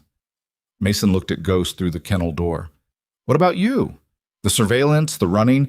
Your former employer isn't going to love that you were running a parallel inquiry with NSA resources that you accessed after you left." "No," she said. "They're not going to love it?" A pause. "But the judge's sealed inquiry provides some cover there, too. And frankly, if the alternative is being angry at the person who helped break open a military corruption case involving 14 murdered soldiers, the optics of that are..." She considered bad. "Political math," Mason said. "The only math that matters in Washington," she said. It wasn't cynical, exactly. Just factual. The debrief happened 2 days later in a federal building in Denver that was bland enough on the outside to be invisible, which was probably the point. 6th floor, conference room with no windows, a table that seated 12 and currently seated 5. Mason, Elena, the federal judge whose name was the Honorable Sandra Veit, a man from the IG's office, who had been running silent on this inquiry for months and who had the expression of someone who had been vindicated in the worst possible way, and a woman from the Senate Intelligence Committee who had flown in that morning and who asked questions with the quiet precision of someone who already knew most of the answers and was establishing record. Ghost was not in the federal building. Ghost was in the clinic 40 minutes south, on day 3 of his recovery protocol, being fed 4 small meals a day by Dr. Harmon's technician, a young man named Pablo, who had apparently decided that Ghost was his personal project, and who sent Mason photograph updates every 4 hours with the regularity of someone reporting on a patient in critical care. The photograph showed Ghost eating, which he hadn't been doing well. Then Ghost sleeping in an actual bed that Pablo had dragged into the kennel space. Then Ghost standing at the kennel door watching the clinic hallway with his ears up and his posture returning to something closer to what it must have been before everything. Mason looked at the photographs between debrief sessions, in the hallway during the breaks when the attorneys conferred and the judge reviewed documents, and the photographs did something specific to his chest that he didn't examine too closely. The debrief took 11 hours across 2 days. Mason talked. He laid it out in sequence. The auction, the forms, Pruitt, the drive, Elena, the motel, the mountain, the compound, the recording, the call. He didn't minimize the unauthorized entry, and he didn't embellish the exigent circumstances, and he answered every question they asked him with the same flat precision he'd used for every operational debrief of his military career. At one point, the judge stopped the recording and looked at him over her glasses and said, "Mr. Drake, are you aware that what you're describing in the compound constitutes a material risk to any future prosecution if Kane's defense team successfully argues fruit of the poisonous tree?" "I'm aware," he said. "And you went in anyway." "The deletion protocol was at 31%, he said. "By the time a warrant could have been authorized and served, it would have been complete. The physical evidence would have been gone. The drive files and the recording would have been sufficient to build a case, but contested. The physical corroboration made it uncontestable." He paused. "I made a judgment call. I'll stand behind it." She held his gaze for a moment. Then she unpaused the recording and moved to the next question. Elena's debrief ran parallel, in a separate room, with the IG's office and the Senate staffer. Mason didn't hear it in real time, but Elena told him afterward that it had been thorough in the specific way that Washington thoroughness worked. Not about finding truth, but about assigning the truth a location in the institutional structure that protected the institution while appearing to serve the truth. She'd navigated it with the same careful, experienced steadiness she'd brought to everything else. "How bad?" he asked. "Manageable," she said. "I have to formally consult with my former agency before I can speak publicly, which means I can't speak publicly for probably 6 months while the legal architecture gets sorted." She looked at her coffee. "But the inquiry moves. The evidence is authenticated. Kane cooperated with the initial interview, which apparently surprised everyone, including his own attorneys." "He made his choice," Mason said. "He made his choice," she agreed. Victor Kane was formally charged 19 days after the debrief, in a sealed proceeding that leaked to 3 news outlets within hours, in the way that sealed proceedings always did when the stakes were high enough that someone felt the public needed to know. The charges included conspiracy, obstruction of justice, misappropriation of federal assets, and 14 counts of a charge that the statute described in the formal, bloodless language of law, and that meant, in plain terms, what it was. He had ordered their deaths, and he had covered it up, and now the cover was gone. His confirmation hearing was withdrawn the day after the charges. The committee chair released a 2-sentence statement. Kane's attorneys released a longer one that said a great deal while communicating very little. Kane himself said nothing public. Mason read the coverage on his phone in the parking lot of a hardware store in Mineral Wells, where he'd stopped to buy supplies for the property he was renting on a month-to-month basis outside of town. A small place, a house with a fenced yard, and a covered porch, and enough space for a dog to move without restriction. He'd been in it for a week. It was the most stationary he'd been in 8 months, and it felt, if not comfortable, then at least like something he could tolerate without needing to leave immediately.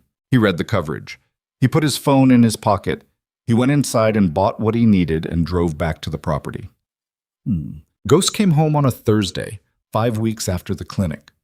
Harmon loaded him into the back of Mason's truck with the careful ceremony of someone releasing something they'd put real work into, and shook Mason's hand and said, "He's not at full capacity. He probably won't be for another month. Don't push the distance on the walks for a while." "I won't," Mason said. "And the dietary schedule?" "I have it," Mason said. "Pablo sent it to me in a document with color coding." Harmon almost smiled. "Pablo takes his work seriously." "I noticed." Ghost stood in the truck bed and looked at Mason over the cab with his ears up and his coat beginning to come back properly now. The dull, starved texture replaced by something with actual life in it, the ribs no longer visible through the fur. He still carried the notch in his left ear. He still had the scarring along his flank. Those things weren't going away. But he held himself differently than the dog who had stepped out of an auction cage and collapsed in a parking lot. The posture was returning, the squared shoulders and the level head and the look that said, "I'm here and I'm paying attention and I know what I'm doing." They drove back to the property in the thin winter sun. Mason opened the truck door and Ghost stepped out and walked to the front porch and sat at the top of the steps and looked out at the yard and the fence line and the open field beyond it with the expression of an animal taking inventory. reading the space, deciding.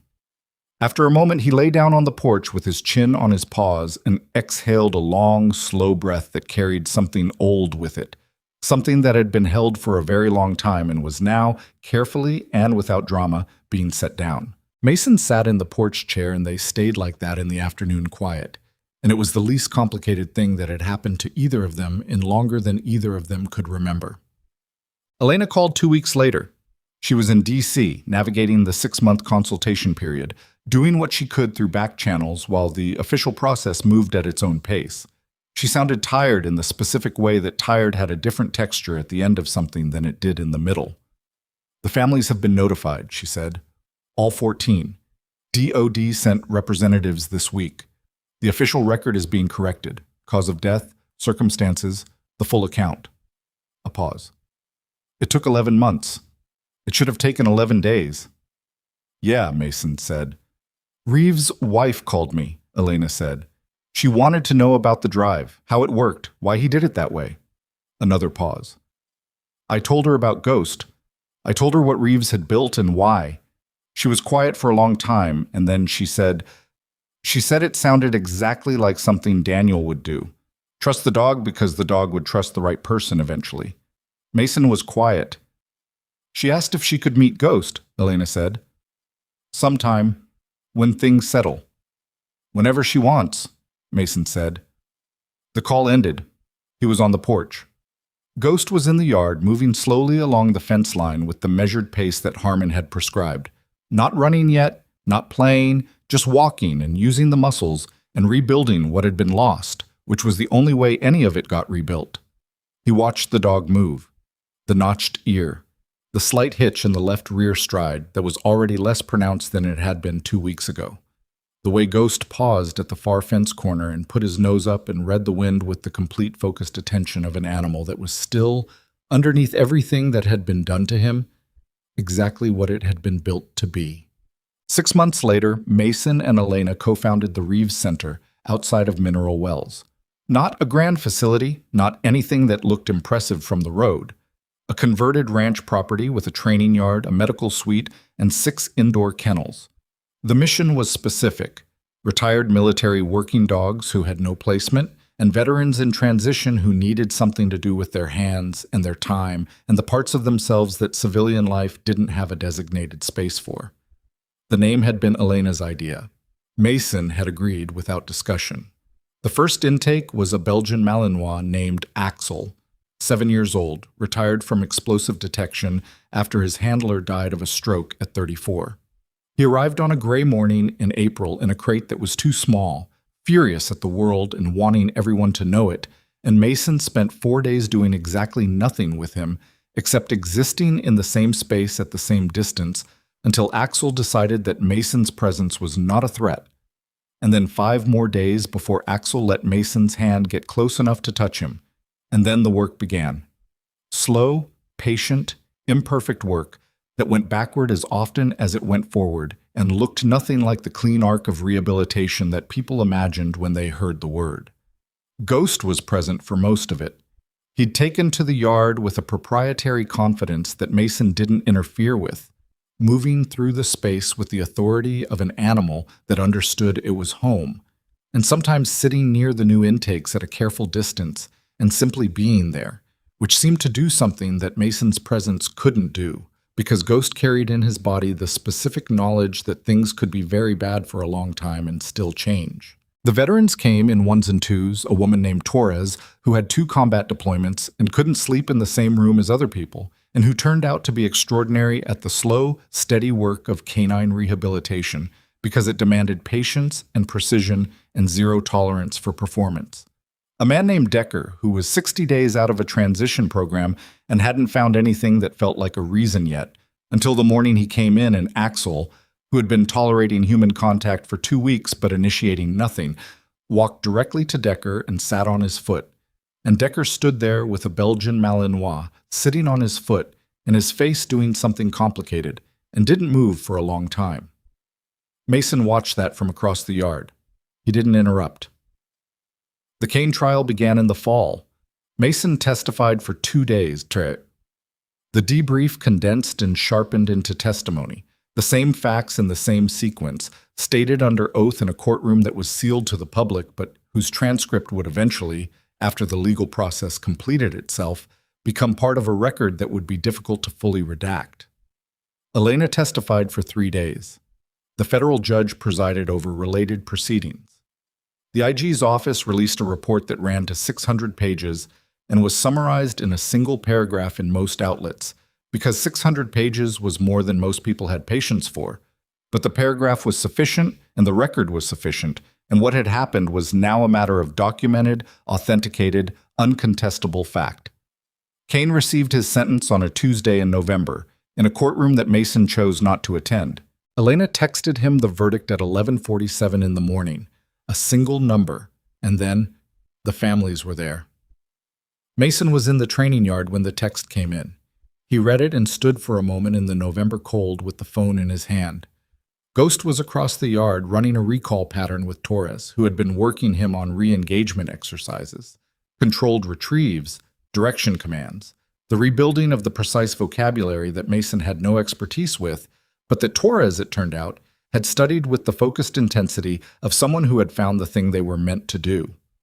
Ghost completed the recall at Torres's signal and came to heel and sat, and Torres said something to him in a low voice, and Ghost's ears moved and his tail moved twice. Mason pocketed the phone and went back to work.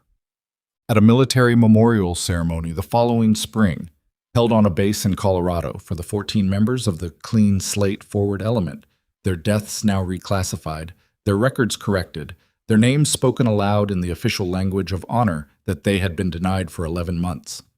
Ghost stood beside Mason in the front row and did not move.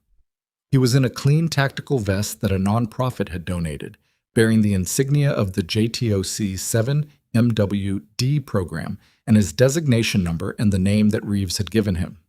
His coat was full and his posture was straight, and the notch in his ear caught the morning sun. When they read the names, all 14 in order, Ghost lifted his head at the 14th name. Reeves, Daniel T., Sergeant First Class. His ears went forward and his eyes moved to the front, to the banner, to the photographs on the display board, and he held himself in the precise military stillness of an animal that understood ceremony even if it didn't understand ceremony. He held it for a long time. Mason's hand found the top of Ghost's head and rested there, and Ghost leaned, that 1 inch, that measured, dignified 1 inch, and they stood like that through the rest of the ceremony, in the spring sun, in the sound of 14 names being spoken as they deserved to be spoken. Afterward, Reeves' wife, a woman named Carla, 31 years old, quiet and direct, in the way people were when they had spent a year surviving something, crouched down in front of Ghost and put her hand on his face the way Elena had done in the motel room in Greer Basin those months ago. Ghost pressed into her palm, more than 1 inch this time, more than he'd given anyone. Carla held onto his face with both hands and didn't say anything. She didn't need to. Her daughter Mia, now 26 months old, toddled to Ghost's side and grabbed a fistful of his vest with a 2-year-old's oblivious confidence, and Ghost turned and looked at the small person attached to him and did not move away. Mason watched that and looked away and looked back. Carla stood up. She was holding it together the way people held things together when they'd had practice. He told me about Ghost in his last message, she said, 3 weeks before. She looked at Mason. He said the dog was the best operator on the team. Mason nodded. He also said, she stopped. Reset. He said, if anything happened, make sure the dog found someone worth trusting. She looked at Ghost, then back at Mason. He found the right person. I'm not sure about that, Mason said. She looked at him steadily. I am, she said. Daniel was good at reading people. He didn't miss. She reached down and put her hand on Ghost's head one more time, briefly. Take care of him. I will, Mason said. She walked back to her family, her daughter carried on her hip, and Ghost watched them go with his ears forward and his tail moving in slow, measured arcs. Mason stood in the spring sun on a military base in Colorado with a German shepherd at his heel and the distant sound of the memorial ceremony wrapping up around them. And he thought about what Reeves had done. Not the drive, not the contingency, not the strategic brilliance of hiding the evidence where no one would look. He thought about the last order, The decision to send the dog in the opposite direction instead of keeping him close, which would have been the human impulse, the selfish one, the understandable one. The choice to give up the one thing that was still loyal so that the loyalty itself could survive. That was the thing he kept coming back to. The cost of it. The clarity it required. He'd spent 8 months after leaving the Navy trying to understand what the point of his own clarity had been. The clarity that had made him walk out of Virginia Beach on a Tuesday and drive without a destination. He hadn't found a satisfying answer. He'd found an auction instead. A $5 dog in a county that wasn't the right county, and a deputy who asked no questions, and a drive hidden in a toolbox he hadn't opened in months. He hadn't rescued Ghost. He understood that now completely, without the need to dress it in anything larger than what it was. Ghost had run toward the right person the way Reeves had trusted he would. The dog had done the work. Mason had just stopped the car. "Come on," he said. Ghost turned from the direction Carla had walked and fell in beside him, and they crossed the base toward the parking lot in the spring morning, and the memorial flags moved behind them in the wind, and the names were still there, carved now, spoken now, part of the record. And the men and women who had died carrying them were, finally and imperfectly, and much too late, no longer erased. The truck was where Mason had left it. Ghost jumped into the back seat without assistance. The hitch in his stride was almost gone now, the muscle rebuilt, the body doing what it was made to do when given the time and the food and the space to do it. Mason started the engine. They drove north toward Mineral Wells, toward the yard and the kennels and the work that was waiting, and Ghost put his nose to the gap in the window and read the passing world with his ears forward and his eyes clear, and the road unrolled ahead of them like an answer to a question neither of them had known they were asking. Some things the world throws away because it can't see what they're worth. The rarest kind of courage is the one that keeps going anyway. Not because someone is watching, not because the odds are good, but because loyalty doesn't come with a switch. And the dog never had one to begin with.